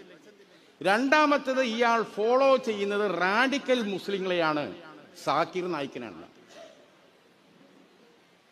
എൻ്റെ ഫേസ്ബുക്കിൽ എനിക്ക് ഏകദേശം ഒരു 38,000 ഫോളോവേഴ്സ് ഉണ്ട്. എനിക്ക് പറയിട്ട് എന്ത് ബന്ധമുള്ളത്? ആരൊക്കെ എന്നെ ഫോളോ ചെയ്യണം എനിക്കറിയോ? സാക്കിർ ടെലിവിഷനിൽ വന്ന് ഡിബേറ്റിലൊക്കെ പങ്കെടുക്കുന്ന നമ്മുടെ പ്രതീക്ഷയാണ്. സാക്കിറിന്റെ ഫേസ്ബുക്ക് ജീവകാരുണ്യ മേഖലയിൽ കുറഞ്ഞ വർഷം കൊണ്ട് കേരളത്തിലെ ഏറ്റവും വലിയ ഒരു കാരുണ്യ സ്ഥാപനമായി ഉയർത്തിയ നമ്മുടെ പ്രിയപ്പെട്ട നേതാവ് ജബ്ബാറാജി ഇവിടെ ഉണ്ട്. അദ്ദേഹത്തിന് എത്ര ഫോളോവേഴ്സ് ഉണ്ട്? ഇവിടെ ഒത്തിരി നേതാക്കളുണ്ട്. നമുക്കറിയാം നമ്മൾ ഫോളോ ചെയ്യുന്ന ഒരാൾ. ഞാൻ ഇന്ന് വരെ എന്നെ ഫോളോ ചെയ്യുന്ന ആരാന്ന് തെരഞ്ഞു പോയിട്ടേ ഇല്ല. കഴിയോ? ഈ സാക്കിർ നായിക്കിന്റെ ഫോളോ ചെയ്യേണ്ട ഈ വിദ്വാൻ പറയുന്ന കാരണങ്ങളാണിതൊക്കെ. എവിടെ പോയി ഈ കുട്ടിപ്പോ? ഈ കുട്ടിയെ കൊണ്ടുവരുന്ന രംഗം ചിത്രീകരിച്ച മാതൃഭൂമി, ആ മാതൃഭൂമിയിൽ ആ ന്യൂസ് വന്നതിന്റെ അടിസ്ഥാനത്തിൽ മാതൃഭൂമിയുടെ ലേഖകന്മാർക്ക് അതിന് അവസരം ഒരുക്കിയത് ഇദ്ദേഹത്തിന് അതേ റാങ്കിലുള്ള ADGP റാങ്കിൽ ഇരിക്കുന്ന IPS വിജയനാണെന്ന് ആരോപിച്ച് IPS വിജയനെ സസ്പെൻഡ് ചെയ്യിപ്പിച്ചു അജിത് കുമാർ. വലിയ പോരാട്ടം നടത്തിയിട്ടാണ് IPS വിജയൻ തിരിച്ചു വന്നത്. ഞാൻ അന്ന് പറഞ്ഞു, PV അൻവർ ഇരിക്കുന്ന ഒരു ചർച്ചയിൽ ഞാൻ പറഞ്ഞു, PV അൻവർ പറയാ, ഇവിടെ നടക്കുന്ന ഈ തോന്നിവാസം, ഈ പോലീസ് BJP RSS നെക്സസ് തുറന്നു പറയാൻ പ്രതിപക്ഷത്ത് ആരുമില്ല, ഭരണപക്ഷത്തും ഇല്ല, ഞാൻ മാത്രമേ ഉള്ളൂ. ഞാൻ പറഞ്ഞു, മിസ്റ്റർ അൻവർ, നിങ്ങളിത് തുടങ്ങിയപ്പോഴാ? നിങ്ങൾ വാർത്താ സമ്മേളനം നടത്തി അജിത് കുമാറിനെതിരെ ഈ ആരോപണം ഉന്നയിക്കുന്നതിന്റെ 1.5 വർഷം മുമ്പ് ഈ അജിത് കുമാർ നൊട്ടോറിയസ് ക്രിമിനൽ എന്നൊന്നും നമ്മൾ വിളിച്ചിട്ടില്ല. ക്രിമിനൽ പശ്ചാത്തലമുണ്ട് ഇദ്ദേഹത്തിന്. ഇദ്ദേഹം RSSന്റെ ഒരു പ്രോഡക്റ്റാണ്. RSSന് വേണ്ടി പ്രവർത്തിക്കുന്നവരാണ്. ഈ കേരളം മുസ്ലിം ഭീകരരാൽ സ്വസ്ഥത നഷ്ടപ്പെടുന്ന ഒരു നാടാണെന്നുള്ള പ്രതീതി ഉണ്ടാക്കലാണ് ഇദ്ദേഹത്തിന്റെ ആവശ്യം. മലപ്പുറം ജില്ല ഭീകര പ്രവർത്തനങ്ങളുടെ ഈറ്റില്ലമാണ്. ക്രിമിനൽ കേസുകളുടെ എണ്ണം കൂട്ടുന്നു. ഇതിനൊക്കെ പിന്നിൽ ഈ പുളിയ. കളമശ്ശേരി സ്ഫോടനം, 8 പേരെ ജീവനെടുത്ത ഒരു തീവ്രവാദി ഇവരുടെ കയ്യിലുണ്ട്. എത്ര ദിവസം ചർച്ച ചെയ്തൂടെ? ഒരു ചർച്ചയില്ല. അതിൽ ഗൂഢാലോചനയുണ്ടോ? അന്വേഷണത്തിൽ 8 പേരെ കൊന്നു. 8 പേര് വധിക്കപ്പെട്ട മാറാട് കേസിലെ ഗൂഢാലോചന എത്ര കാലം അവിടെ അന്വേഷിച്ച്? എത്ര പ്രതികളെ പിടിച്ചു? എത്ര എണ്ണത്തിന്റെ ജയിലിലിട്ടു? എന്താ 8 ക്രിസ്ത്യാനികളെ ജീവന് വിലയില്ലേ നാട്ടില്? ആ ക്രിസ്ത്യാനികളെ ബോംബിട്ട് കൊന്ന പ്രതി വരെ കയ്യിലുണ്ട്. പിന്നെ ഒരു വാർത്ത ഉണ്ടോ? ഇതിന് അന്വേഷണം എവിടെത്തിയെന്നറിയോ? ആരാണ് ഇയാൾക്ക് പറയിൽ? പറയണ സംശയം എന്തല്ലോ, ഇയാള് ആ ബോംബിടുന്നതിന്റെ ഒരു 6 മാസം മുമ്പ് ഇയാൾ ദുബായി പോയിരുന്നു. ഒരു പക്ഷേ അവിടുന്ന് ഇയാൾ ഇസ്ലാം സ്വീകരിച്ചോ എന്ന് സംശയമുണ്ട്. നിഗമനാണ്. ആ കളമശ്ശേരി സ്ഫോടനം ഉണ്ടായ സമയത്ത് എന്താ ചർച്ച! ഹമാസിന്റെ നേതാവ് ഇവിടെ വന്നു, ഏർപ്പാട് ചെയ്തു. നികേഷ് കുമാറും പിന്നെ CPMന്റെ മുൻ MP സാക്കിർ, എന്താ അദ്ദേഹത്തിന്റെ പേര്? എറണാകുളത്ത് IB തന്നെ, നമ്മളെ കോൺഗ്രസിന്റെ ആളുകൾ, സെബാസ്റ്റ്യൻ പോളും തമ്മിൽ ചർച്ച. എന്താ ചർച്ച? ആരാണ് യഹോവ? യഹോവ ആരാണ്? ജൂതന്മാരും യഹോവയും തമ്മിലുള്ള ബന്ധവും സ്വാഭാവികമായിട്ടും അതൊക്കെ ചർച്ച ചെയ്യാണ്. ഹമാസിന്റെ ഇവിടുത്തെ ആരാധകർ മാത്രമല്ല, സ്ഫോടനം നടന്ന ഉടനെ തന്നെ പോയത് എവിടേക്കാണ്? Panayikulam case, Simi case. അതിൽ പോലീസ് പിടിച്ച് വർഷങ്ങളായി ജയിലിലിട്ട കേസ്.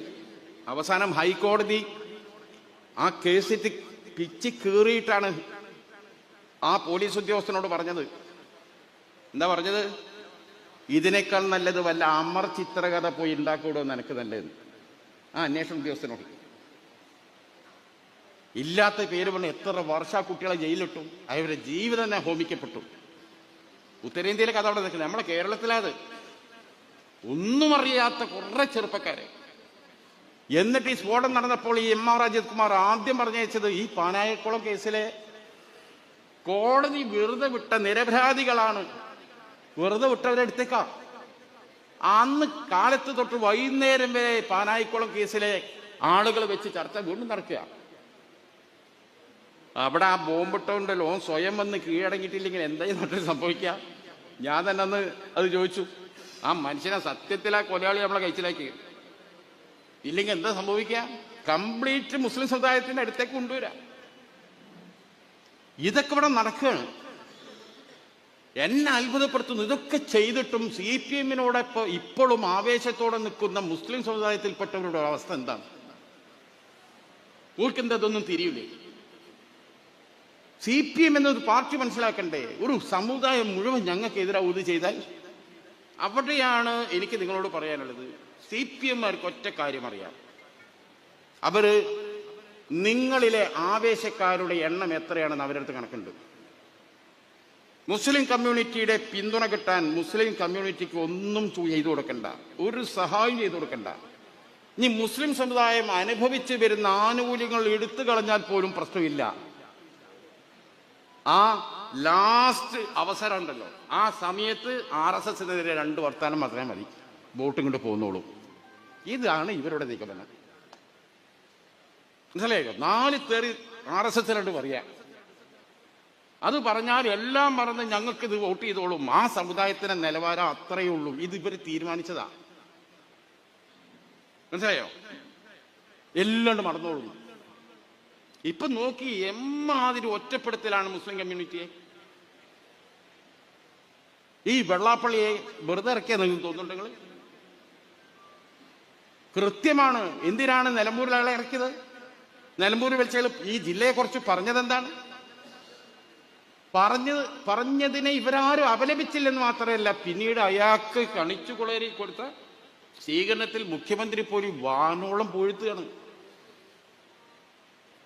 മതനിരപേക്ഷതയിൽ വിട്ടുവീഴ്ച ചെയ്യാത്ത നേതാവ്, ഇയാളെ കുറിച്ച് പറയാ. തലേ ദിവസം ഈ പറഞ്ഞിട്ട് ഈ തെമ്മാടിത്തരങ്ങൾ അവിടെ കിടക്കുക.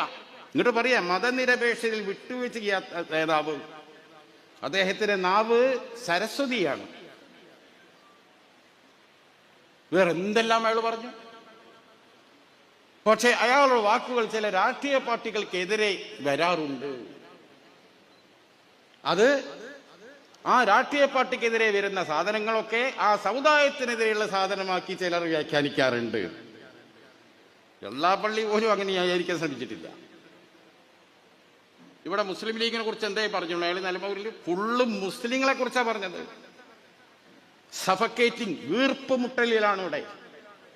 അത് കഴിഞ്ഞ് പിറ്റേ ദിവസം മറ്റേ സുരേന്ദ്രൻ വന്നിട്ട് പറഞ്ഞു ഒരു തുള്ളി വെള്ളം കിട്ടാനില്ല ഇവിടെ. നോമ്പ് കാലത്ത് ഒരു തുള്ളി വെള്ളം പോലും മലപ്പുറം ജില്ലയ്ക്ക് കടന്നാൻ കിട്ടൂല.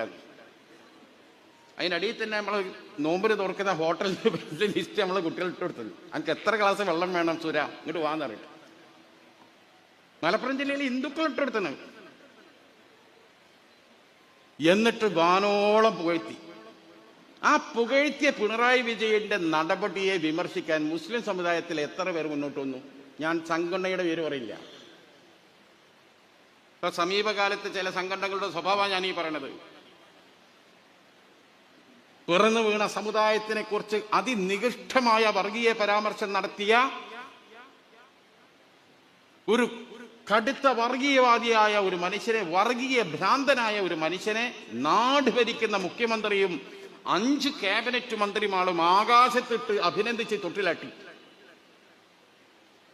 മോശമായിപ്പോയി. നാടിന്റെ ഭരണാധികാരിയിൽ നിന്ന് അങ്ങയുടെ ഭാഗത്ത് നിന്ന് അങ്ങനെ ഉണ്ടാകാൻ പാടില്ല എന്ന് എത്ര മുസ്ലിം സംഘടനകൾ പറഞ്ഞു? അതിനൊന്നും ഊക്ക് കാണിക്കൂല. ലീഗിന്റെ നേരെ എങ്ങനെ മെക്കിട്ട് കയറാൻ വരും? ആരെങ്കിലും വന്നാ? ഞങ്ങൾക്കറിയാം അതൊക്കെ സംഭവിക്കുന്നുള്ളത്. ഇപ്പൊ അതൊക്കെ കഴിഞ്ഞ് ഇപ്പത്തെ വീണ്ടും സ്വീകരണം കഴിഞ്ഞിട്ടില്ല, സ്വീകരണം നടന്നുകൊണ്ടിരിക്കുകയാണ്. ഇപ്പൊ ആലുവയിലൊന്ന് കഴിഞ്ഞ്, ചേർത്തല വേറൊന്ന് കഴിഞ്ഞ്. നോക്കിക്കോ, ഇയാളെ കേരളം മുഴുവനും ഇയാൾക്ക് സ്വീകരണമാവും. ഇയാൾക്ക് മിഞ്ഞാന്ന് ഞാൻ ചോദിച്ചത്, സെൻട്രൽ ഗവൺമെന്റ് ഇയാൾക്ക് വൈ കാറ്റഗറി സുരക്ഷ കൊടുത്തിരിക്കുക. എന്താ വൈ കാറ്റഗറി സുരക്ഷ? ഞങ്ങൾ 14 പേരാണ് മദ്രാസ് റെജിമെന്റിലെ സുരക്ഷാ ഉദ്യോഗസ്ഥർ. 7 പേർ എപ്പോഴും ലൈവാ. AK-47 അടക്കം അത്യാധുനിക മെഷീൻ ഗണ്ണ കയ്യിൽ. അതും വെച്ചിട്ട് അത് വെച്ച് നടക്കുന്ന ഒരാൾ കേരളത്തിൽ ആരാ? ഇയാൾ മാത്രമേ ഉള്ളൂ. അതും ഗവൺമെന്റ് ഓഫ് ഇന്ത്യയുടെ ചെലവിലാണ്. 10 നയാ പൈസയുടെ ചെലവില്ല. നമ്മളെ KM ഷാജിക്ക് വധഭീഷണിയുണ്ട്.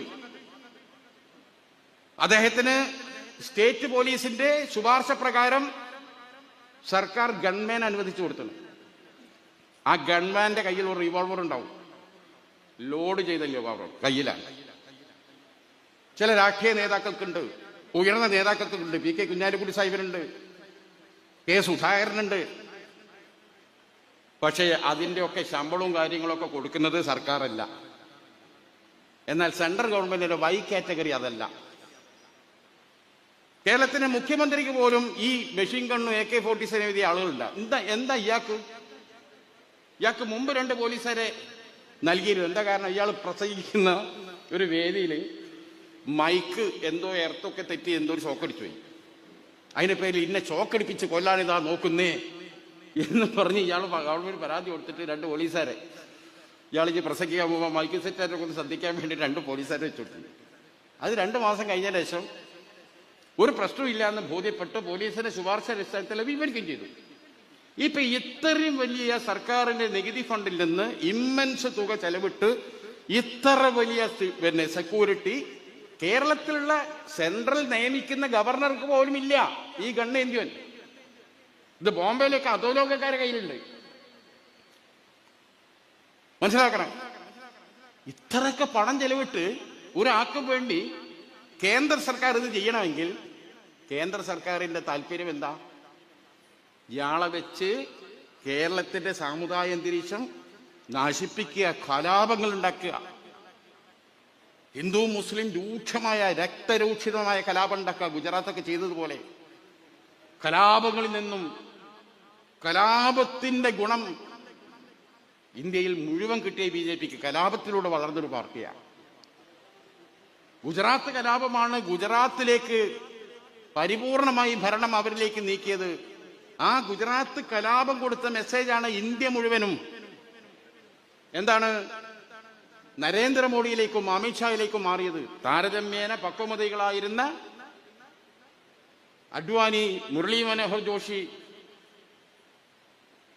വാജ്പേയി തുടങ്ങിയവരൊക്കെ നീങ്ങി ഇവരെ കയ്യിലേക്ക് വന്നു. അപ്പൊ വെള്ളാപ്പള്ളി ഇവിടെ ഇറക്കിയത് അതിന് തന്നെയാണ്. എന്തൊക്കെയാണ് പറയുന്നത്? പെറ്റുകൂട്ടുന്നു അല്ലേ? ഞാൻ ഇന്നലെ ചോദിച്ചു, ഇവരെ സുരേഷ് ഗോപിക്ക് എത്ര മക്കളുണ്ട് ചോദിച്ചു. സിനിമാ നടൻ കൃഷ്ണകുമാറിന് എത്ര ആളുണ്ട്? ഈ വെള്ളാപ്പള്ളി തന്നെ 12 മക്കളിൽ ഒന്നാ. വെള്ളാപ്പള്ളിന്റെ അച്ഛനും അമ്മയും മോശക്കാരല്ല, 12 ഇത് പറയാൻ പാടുണ്ടോ? പിന്നെന്തൊക്കെയാണ്? മുഖ്യമന്ത്രി, മുസ്ലിം ലീഗ് മുഖ്യമന്ത്രിയാക്കാൻ നോക്കും. മുസ്ലിം ലീഗ് മുഖ്യമന്ത്രി പദം വഹിച്ചിട്ടുണ്ട്. മുസ്ലിം ലീഗ് മുഖ്യമന്ത്രി പദം ചോദിച്ചിട്ടില്ലെന്നവരെ മുസ്ലിം ലീഗിനെ തേടി വന്നതാ. കായിദമില്ലത്ത് മുഹമ്മദ് ഉസ്മാൻ സാഹിബും പ്രതിപക്ഷ നേതാവ് സ്ഥാനം ചോദിച്ച് എവിടെയും ചെന്നതല്ല. അന്നത്തെ മദ്രാസ് അസംബ്ലിയിൽ മുസ്ലിം ലീഗ് അത്ര വലിയ കക്ഷിയൊന്നല്ല. 29 സീറ്റ് മാത്രമേ ഉള്ളൂ. അതിനേക്കാൾ എണ്ണം സീറ്റുള്ള പാർട്ടികൾ അവിടെ ഉണ്ട്. എന്നിട്ടും ഇസ്മായിൽ സാഹിബിനെ തേടി സ്പീക്കർ സ്ഥാനം വന്ന്. കേരളത്തിൽ CH മുഹമ്മദ് കോയ മുഖ്യമന്ത്രിയാകുമ്പോൾ എന്താണ് ഏറ്റവും വലിയ പാർട്ടി? ലീഗാണോ? അല്ല. എന്നിട്ടും CHനെ തേടി വന്നു. മുഖ്യമന്ത്രി പദം മുസ്ലിം ലീഗിന് വേണം എന്ന് ലീഗ് ആഗ്രഹിച്ചാൽ ലീഗിന് എന്തെല്ലാം വഴികളുണ്ട്? 5 കൊല്ലം ആണ് ഭരണകാലാവധി. മുനിസിപ്പാലിറ്റിയിലും കോർപ്പറേഷനിലും പഞ്ചായത്തിലും ഒക്കെ 2.5-3 കൊല്ലം പോകുമ്പോൾ പ്രസിഡന്റ് പദവി, ചെയർമാൻ പദവി വെച്ച് മാറാറില്ലേ? അതേപോലെ അവസാനത്തെ 2 കൊല്ലം ഞങ്ങൾക്ക് വേണമെന്ന് പറഞ്ഞാൽ തരൂല എന്ന് കോൺഗ്രസ് പറയോ? പക്ഷെ ലീഗ് അങ്ങനെ ചോദിക്കാറില്ല. ലീഗിന്റെ പതിവ് അതല്ല. ലീഗ് ഒരു ടീം സ്പിരിറ്റിലാണ് നിൽക്കുന്നത്. ഇന്ന പദവി വേണം, ഇന്ന പദവി എന്നല്ല. കോൺഗ്രസ് എന്ന പാർട്ടിയുടെ കൂടെ നിന്ന് ഭരണനിർവഹണത്തിൽ പങ്കാളികളാകുക. ലീഗിന്റെ ലൈൻ അതാണ്. അല്ലാതെ ഈ മുഖ്യമന്ത്രി സ്ഥാനം കിട്ടിയ എല്ലുമായി. അങ്ങനെയാണെങ്കിൽ ഫക്രുദ്ദീൻ അലി അഹമ്മദിനും ഡോക്ടർ സാക്കിർ ഹുസൈനും രാഷ്ട്രപതി സ്ഥാനം കിട്ടിയില്ലേ? ഇന്ത്യയിൽ അതിനേക്കാൾ വലിയ പദവിയുണ്ടോ? സുപ്രീം കോടതി ഒരു മനുഷ്യനെ തൂക്കിക്കൊല്ലാൻ വിധിച്ചാൽ പിന്നീട് ആ മനുഷ്യനെ ജീവിക്കണോ വേണ്ട എന്ന് തീരുമാനിക്കുന്നത് രാഷ്ട്രപതിയാണ്. അദ്ദേഹത്തിന്റെ മാപ്പിന്റെ അടിസ്ഥാനത്തിലാണ് അവന്റെ ജീവൻ. ഇന്ത്യയിലെ 3 സേനകൾ ചലിക്കണമെങ്കിൽ രാഷ്ട്രപതി ഒപ്പിടണം. ഇന്ത്യ ഭരിക്കുന്ന ഗവൺമെന്റിനെ നാളെ നേരം വെളുക്കണം ഈ ഗവൺമെന്റിനെ പിരിച്ചുവിടണമെന്ന് രാഷ്ട്രപതിക്ക് തോന്നിയാൽ പിരിച്ചുവിടപ്പെട്ടത്. അത്രയും വലിയൊരു സ്ഥാനം വേറെ ഉണ്ടോ? രാജ്യത്തിന്റെ പ്രഥമ പൗരന്റെ ഇരിപ്പിടം. ആ ഇരിപ്പിടത്തിൽ മുസ്ലിം സമുദായത്തിന്റെ 2 വ്യക്തികൾ കയറിയിരുന്നത്. 3 ആളാരാ? ഡോക്ടർ സാക്കിർ ഹുസൈൻ, ഫക്രുദ്ദീൻ അലി അഹമ്മദ്.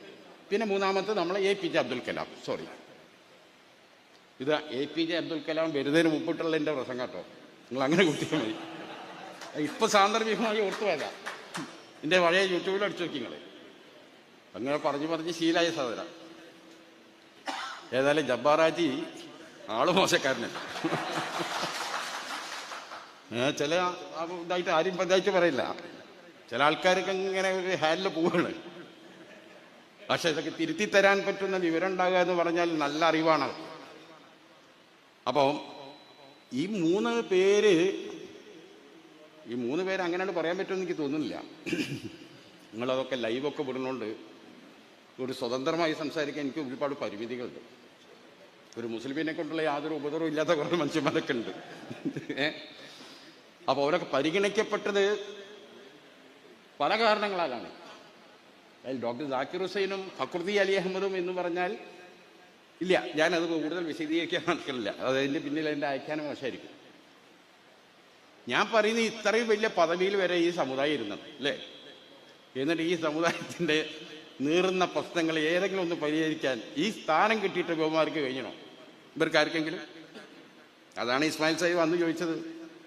നെഹ്റു പിരിച്ചുവിടാൻ പറഞ്ഞപ്പോൾ പറഞ്ഞു, നെഹ്റുജി ഇത് ജനാധിപത്യ രാജ്യമാണ്. എന്താ ജനാധിപത്യം? ഭൂരിപക്ഷം നോക്കി കാര്യം തീരുമാനിക്കും. ഇന്ത്യയിലെ ഒരു സഭയിലും ഭൂരിപക്ഷം ആകാൻ കഴിയാത്ത നിർഭാഗ്യ സമുദായമാണ് എൻ്റേത്. അപ്പൊ ഭൂരിപക്ഷം നോക്കി കാര്യം തീരുമാനിക്കുന്നിടത്ത് ന്യൂനപക്ഷങ്ങൾ എന്ത് ചെയ്യും നെഹ്റുജി? സംഘടിച്ച് സർക്കാരിന്റെ മുമ്പിൽ ആവശ്യങ്ങൾ ഉന്നയിക്കാനും വേണ്ടി വന്നാൽ പൊട്ടിക്കരിയാനും ഞങ്ങൾക്കൊരു സംഘടന വേണ്ടേ? അങ്ങയിൽ ഞങ്ങൾക്ക് പ്രതീക്ഷയുണ്ട്. പക്ഷെ നാളെ വരാൻ പോകുന്ന പ്രധാനമന്ത്രിമാർ അങ്ങേപ്പോലെ ആകണമെന്നില്ല. അപ്പം നെഹ്റു പറഞ്ഞു, നിങ്ങൾക്ക് ഏത് സ്ഥാനം വേണം എഴുതിക്കൊണ്ടാ, അർഹിക്കുന്ന എല്ലാ സ്ഥാനങ്ങളും ഞങ്ങൾ നിങ്ങൾക്ക് തരാം, ലീഗ് പിരിച്ചുവിടണം. അപ്പോഴാ പറഞ്ഞത്, ഈ രാജ്യത്തിന്റെ അധികാരത്തിന്റെ കുഞ്ചിക സ്ഥാനങ്ങളിൽ കയറി ഇരിക്കാനല്ല ഈ പാർട്ടി ഉണ്ടാക്കിയത്. അങ്ങനെ ഏതെങ്കിലും വ്യക്തികളെ കൊണ്ട് ഈ വലിയ സ്ഥാനങ്ങൾ ഇരുത്തിയാൽ ഈ രാജ്യത്തിലെ മുസ്ലിമിന്റെ പ്രശ്നം തീരുമെന്ന് ഞങ്ങൾ വിശ്വസിക്കുന്നില്ല. ആ വ്യക്തിയെ നിയന്ത്രിക്കുന്ന രാഷ്ട്രീയ പാർട്ടിയുടെ നിലപാടാണ് പ്രാധാന്യം. അതുകൊണ്ട് ഒരു രാഷ്ട്രീയ പാർട്ടി എന്നത്, അതും ഒരു സാമുദായിക രാഷ്ട്രീയ പാർട്ടി എന്നത് ഒരു ജനാധിപത്യ രാജ്യത്ത് ഒരു ന്യൂനപക്ഷ സമൂഹത്തിന്റെ രാഷ്ട്രീയപരമായ അനിവാര്യതയാണ്. ഇസ്മായിൽ സാഹിബ് കൊടുത്ത മറുപടിയാണ്. അത് എത്രമാത്രം ദീർഘവീക്ഷണപരവും ശരിയായ വിലയിരുത്തലുമാണെന്ന് കാലം തെളിയിച്ചില്ലേ? അതുകൊണ്ടാണ് ഞാൻ പറഞ്ഞത്, 3 പേർക്ക് ഈ സ്ഥാനത്ത് ഇരിക്കാൻ കഴിഞ്ഞിട്ട് എന്താണ്ടായത്? സാക്കിർ ഹുസൈന് വേറൊരു ചരിത്രം കൂടിയുണ്ട്. ജാമിയ മിലിയ ഇസ്ലാമിയ യൂണിവേഴ്സിറ്റി മൗലാന അജ്മൽ ഖാൻ ഉണ്ടാക്കിയ പിന്നെ ജാമിയ മില്ലിയ സർവകലാശാല, അതിന്റെ വൈസ് ചാൻസലറായിരുന്നു ഡോക്ടർ സാക്കിർ ഹുസൈൻ. തൊപ്പിയും താടിയൊക്കെ ധരിച്ച, ഷെർവാണിയൊക്കെ ധരിച്ച, വളരെ ഇസ്ലാമിക ഭക്തിപരമായി ജീവിച്ച ഡോക്ടർ സാക്കിർ ഹുസൈൻ ജാമിയ മില്ലിയയുടെ വൈസ് ചാൻസലർ ഇരിക്കുന്ന കാലത്ത് മാസത്തിൽ ഒരിക്കൽ അദ്ദേഹം രാഷ്ട്രപതി ഭവനിൽ കയറും. എന്തിന്? ഒരു നിവേദനം കൊടുക്കാൻ. എന്താണ് ആ നിവേദനത്തിനുള്ളത്? ഇന്ത്യയിലെ മുസ്ലിങ്ങളുടെ, പ്രത്യേകിച്ച് വടക്കേ ഇന്ത്യയിലെ ഉത്തരേന്ത്യയിലെ മുസ്ലിങ്ങളുടെ പിന്നാക്കാവസ്ഥക്ക് പ്രധാന കാരണം അവരുടെ ഭാഷയായ ഉറുദുവിന് ഒഫീഷ്യൽ അംഗീകാരമില്ലാത്തതാണ്. രാജ്യത്ത് കലാപങ്ങൾ ഉത്തരേന്ത്യയിൽ പലതും നടന്നു. ആയിരക്കണക്കിന്, പതിനായിരക്കണക്കിന് മുസ്ലിങ്ങൾ കൊല്ലപ്പെട്ടു. എല്ലാ അന്വേഷണ കമ്മീഷനുകളും കണ്ടെത്തി പോലീസ് വൺ സൈഡായിരുന്നു. പോലീസ് ഇടപെട്ടില്ല. എന്നാൽ മുസ്ലിങ്ങൾ കമ്മീഷനോട് പറഞ്ഞു, ഞങ്ങൾ പോലീസിൽ പരാതി നൽകി. പോലീസ് തിരിഞ്ഞു നോക്കിയില്ല. പോലീസിനെ വിളിച്ച് കമ്മീഷൻ വിചാരണ ചെയ്തു. ബദാവൂൻ കലാപവും മീററ്റ് കലാപവും അന്വേഷിച്ച ജസ്റ്റിസുമാർ അവരുടെ റിപ്പോർട്ടിൽ എഴുതി വെച്ചത് എന്താണെന്ന് അറിയോ? പരാതി കിട്ടിയിട്ടും എന്തുകൊണ്ട് മുസ്ലിങ്ങളുടെ രക്ഷക്ക് പോലീസെത്തിൽ? അവരും ഈ രാജ്യത്ത് നികുതി കൊടുത്ത് ജീവിക്കുന്നവരല്ലേ. ആദ്യം പറഞ്ഞു പരാതി കിട്ടിയില്ല. കിട്ടിയ പരാതിയുടെ കോപ്പി അന്വേഷണ കമ്മീഷൻ ഉയർത്തിപ്പിടിച്ചു. ഇത് പരാതിയല്ലേ, ഇത് നിങ്ങൾക്ക് തന്നതല്ലേ. അപ്പൊ പറഞ്ഞു അത് ഉറുദുവിലാണ്. ഉറുദു ഔദ്യോഗിക ഭാഷയെ അംഗീകരിച്ചിട്ടില്ല. ഉറുദുവിൽ എഴുതിത്തരുന്ന ഒന്നും സ്വീകരിക്കാൻ നിയമപരമായി ഞങ്ങൾക്ക് കഴിയില്ല. കൊടുത്ത മറുപടിയാ. വില്ലേജ് ഓഫീസിൽ എഴുതി കൊടുത്തിട്ട് കാര്യമില്ല. പഞ്ചായത്തിൽ സ്വീകരിക്കൂല, താലൂക്കിൽ സ്വീകരിക്കൂല, കലക്ട്രേറ്റിൽ സ്വീകരിക്കൂല, ആരും സ്വീകരിക്കൂല. നിങ്ങളൊന്ന് മനസ്സിലാക്കണം, ഇന്ത്യയിൽ 35% മനുഷ്യന്മാർ സംസാരിക്കുന്ന ഭാഷയാണ് ഉറുദു. ഇന്ത്യൻ സ്വാതന്ത്ര്യ സമരത്തിന് ഉശിരും ചൂടും പടർന്ന ഭാഷയാണ്. ഗദ്യങ്ങളും പദ്യങ്ങളും ഗസലുകളും കവാലികളും ഒക്കെ ഇറങ്ങിയ അതിമനോഹരമായ ഭാഷ. വലത്ത് നിന്ന് ഇടത്തോട്ട് എഴുതിപ്പോയി എന്ന ഒരൊറ്റ കാരണത്താൽ ഭാഷാ അംഗീകാരം പോലും ഇന്ത്യയിലില്ല. 1% മനുഷ്യന്മാർ പോലും സംസാരിക്കാത്ത തുളു, കൊങ്ങിണി, ആ ഭാഷക്കൊന്നും ആ ഭാഷയിൽ നിന്ന് എഴുതാൻ കഴിയില്ല. ലിപി പോലും ഇല്ലാത്ത ഭാഷകൾക്ക് വരെ ഈ രാജ്യത്ത് അംഗീകാരമുണ്ട്. എന്നിട്ടും ഉറുദുവിനില്ല. ആ ഉറുദുവിന് ഭാഷാ അംഗീകാരം വേണമെന്ന ആവശ്യവുമായിട്ടാണ് ജാമിയ മില്ലയുടെ വൈസ് ചാൻസലറായിരിക്കുന്ന കാലത്ത് ഡോക്ടർ സാക്കിർ ഹുസൈൻ രാഷ്ട്രപതി ഭവനിൽ കയറിയിറങ്ങിയത്. സാക്കിർ ഹുസൈന്റെ നിവേദനം രാഷ്ട്രപതി ഭവനിൽ ഇങ്ങനെ അട്ടിയട്ടിയായി കുമിഞ്ഞുകൂടി. കാലങ്ങൾ മുന്നോട്ട് പോയി. അല്ലാഹു വലിയവനാണ് അല്ലേ? എന്താ സംഭവിച്ചത്? ഈ നിവേദനം കൊണ്ടുകൊടുത്ത വ്യക്തി ഒരു നാൾ ആ നിവേദനം സ്വീകരിച്ച പദവിയിൽ ഇരിക്കാൻ അള്ളാഹു അവസരമൊരുക്കി. ഡോക്ടർ സാക്കിർ ഹുസൈൻ ഇന്ത്യയുടെ രാഷ്ട്രപതിയായി മാറി. ഇന്ത്യയിലെ മുസ്ലിങ്ങൾക്ക് എന്ത് ചെയ്തു എന്നൊന്നും ഞാൻ ചോദിക്കുന്നില്ല. അവിടെ കുമിഞ്ഞുകൂടി കിടക്കുന്ന തന്റെ നിവേദനമുണ്ട്. ആ നിവേദനം പോലും പരിഗണിക്കാൻ രാഷ്ട്രപതി സ്ഥാനം കിട്ടിയിട്ടും ഡോക്ടർ സാക്കിർ ഹുസൈന് സാധിച്ചില്ല എന്നതാണ് ഏറ്റവും വലിയ അദ്ദേഹത്തിന്റെ നിർഭാഗ്യം. അവിടെയാണ് കായിദ മില്ലത്ത് ഇസ്മായിൽ സാഹിബിന്റെ പ്രസക്തി. കാരണം സാക്കിർ ഹുസൈൻ ഒരു വ്യക്തി മാത്രമാണ്. ഒരു വ്യക്തി വിചാരിച്ചതുകൊണ്ട് രാജ്യത്തൊന്നും ചെയ്യാൻ കഴിയില്ല. രാഷ്ട്രപതി പദവി കിട്ടിയിട്ടും നടപ്പിലാക്കാൻ സാക്കിർ ഹുസൈന് സാധിക്കാത്ത ആ ഉറുദു ഭാഷയുടെ അംഗീകാരം എന്ന ആവശ്യം ഇന്ത്യ രാജ്യത്ത് നടപ്പിലാക്കിയത് എങ്ങനെയാണ്?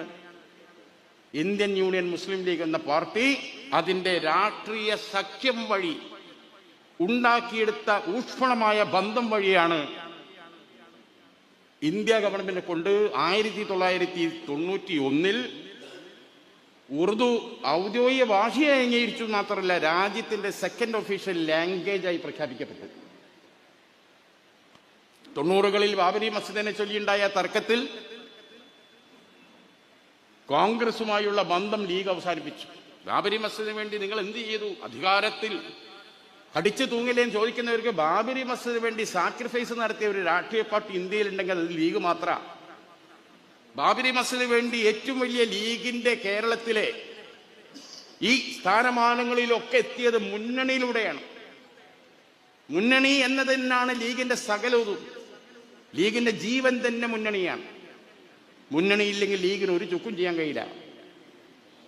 അത്രയും പ്രിയപ്പെട്ട സേഫ് സോണാണ് ലീഗിനെ സംബന്ധിച്ചിടത്തോളം മുന്നണി. ആ സേഫ് സോണിൽ നിന്ന് ഇറങ്ങിപ്പോകുന്നതാണ് ലീഗ്. ആർക്ക് വേണ്ടി?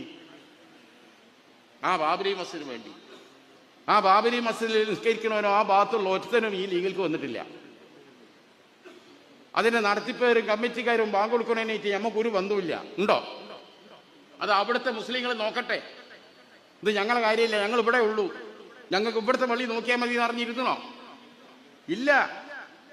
ബാബരി മസ്ജിദിനകത്ത് അനർഹമായി കൊണ്ടുവച്ച വിഗ്രഹത്തെ തൊഴാൻ അന്നത്തെ കോൺഗ്രസ് ഗവൺമെന്റിൽ ആഭ്യന്തരമന്ത്രിയായ SP ചവാൻ പോയി. ആ ഒരൊറ്റ കാരണത്താലാണ് ലീഗ് എന്ത് പറഞ്ഞത്? കോടതിയുടെ പരിഗണനയിലിരിക്കുന്ന ഒരു വിഷയത്തിൽ ആ കൊണ്ടുവച്ച വിഗ്രഹത്തിൽ പോയിട്ട് രാജ്യത്തിന് ആഭ്യന്തരമന്ത്രി തന്നെ പോയി തൊഴുതു നിൽക്കാന്ന് പറഞ്ഞാൽ പിന്നെ എവിടെ നിന്നാണ് നീതി കിട്ടുക? നിങ്ങൾ ഈ സമീപനവുമായി പൊരുത്തപ്പെടാൻ ഞങ്ങൾക്ക് കഴിയില്ല എന്ന് പറഞ്ഞ് വർഷങ്ങളുടെ ബന്ധം പിച്ചളപ്പിന്നിന്റെ വില കൽപ്പിക്കാതെ ഉപേക്ഷിച്ചിട്ട് പോകുന്ന പ്രസ്ഥാനത്തിന്റെ പേരാണ് ഇന്ത്യൻ യൂണിയൻ മുസ്ലിം ലീഗ്. മുസ്ലിം ലീഗ് മുന്നണിയിൽ നിന്ന് പോകുന്നതോടുകൂടി മുസ്ലിം ലീഗിന് അങ്ങനെ മുന്നണി വിട്ടു പോകാൻ സമ്മതിക്കാൻ പാടില്ലായിരുന്നു. അവരുമായുള്ള പ്രശ്നം നമുക്ക് സംസാരിച്ച് തീർക്കണം എന്ന് പറഞ്ഞ് കോൺഗ്രസിന്റെ കേരളത്തിലെ നേതാക്കന്മാർ കെ കരുണാകരൻ, AK ആന്റണി, അന്നത്തെ മുന്നണി കൺവീനർ ശങ്കരനാരായണൻ തുടങ്ങി ഡൽഹിയിലുള്ള നേതാക്കന്മാർ അർജുൻ സിംഗ്, ഗുലാം നബി ആസാദ് തുടങ്ങിയ പല പ്രഗത്ഭരും കോൺഗ്രസിനുള്ളിൽ വലിയ വിഷയങ്ങൾ ഉണ്ടാക്കി.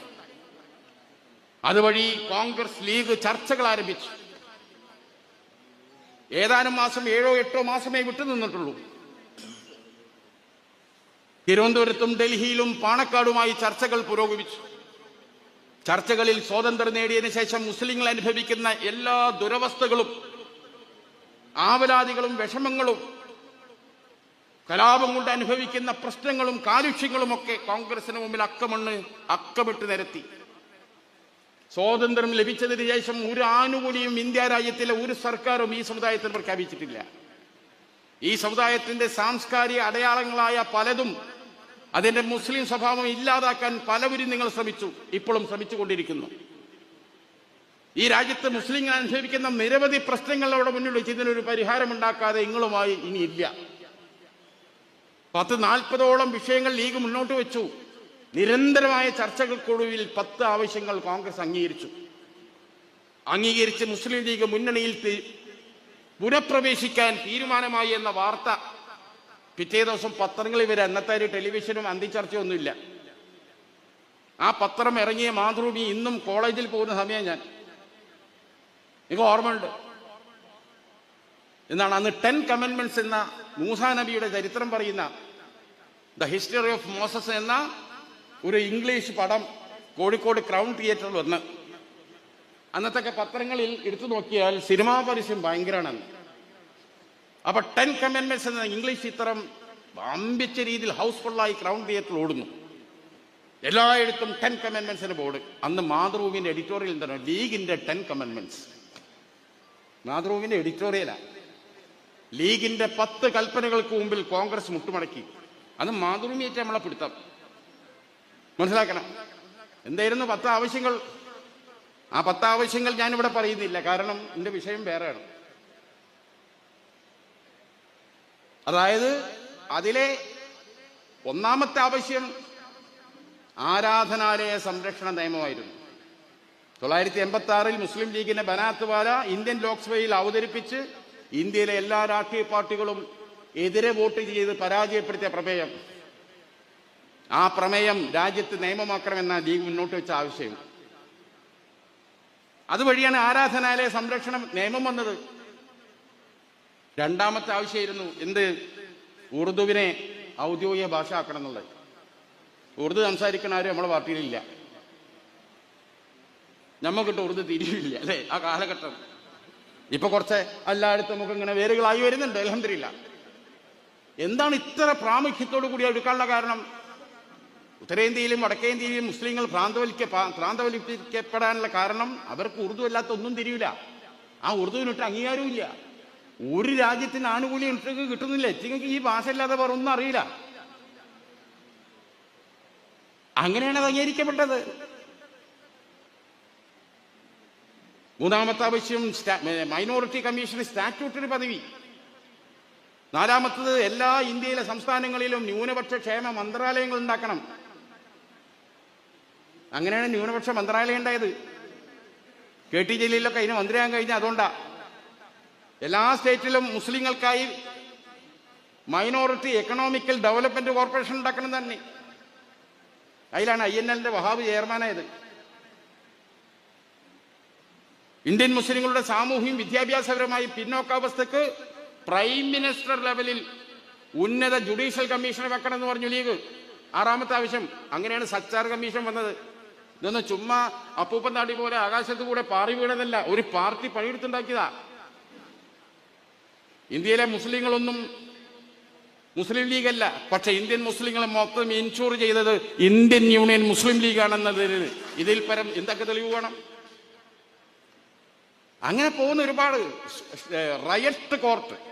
ഇപ്പൊ കലാപം നടക്കും, പോലീസ് അന്വേഷിക്കും, പ്രതികൾക്കെതിരെ കേസെടുക്കും. വിധി വരുന്നത് 30-40 കൊല്ലം കഴിഞ്ഞിട്ടാണ്. അപ്പോഴോ പ്രതികളൊക്കെ സ്വന്തം മരിച്ചുപോയിണ്ടാവും. മരിച്ചവൻ എങ്ങനെ ശിക്ഷിക്കാനാ?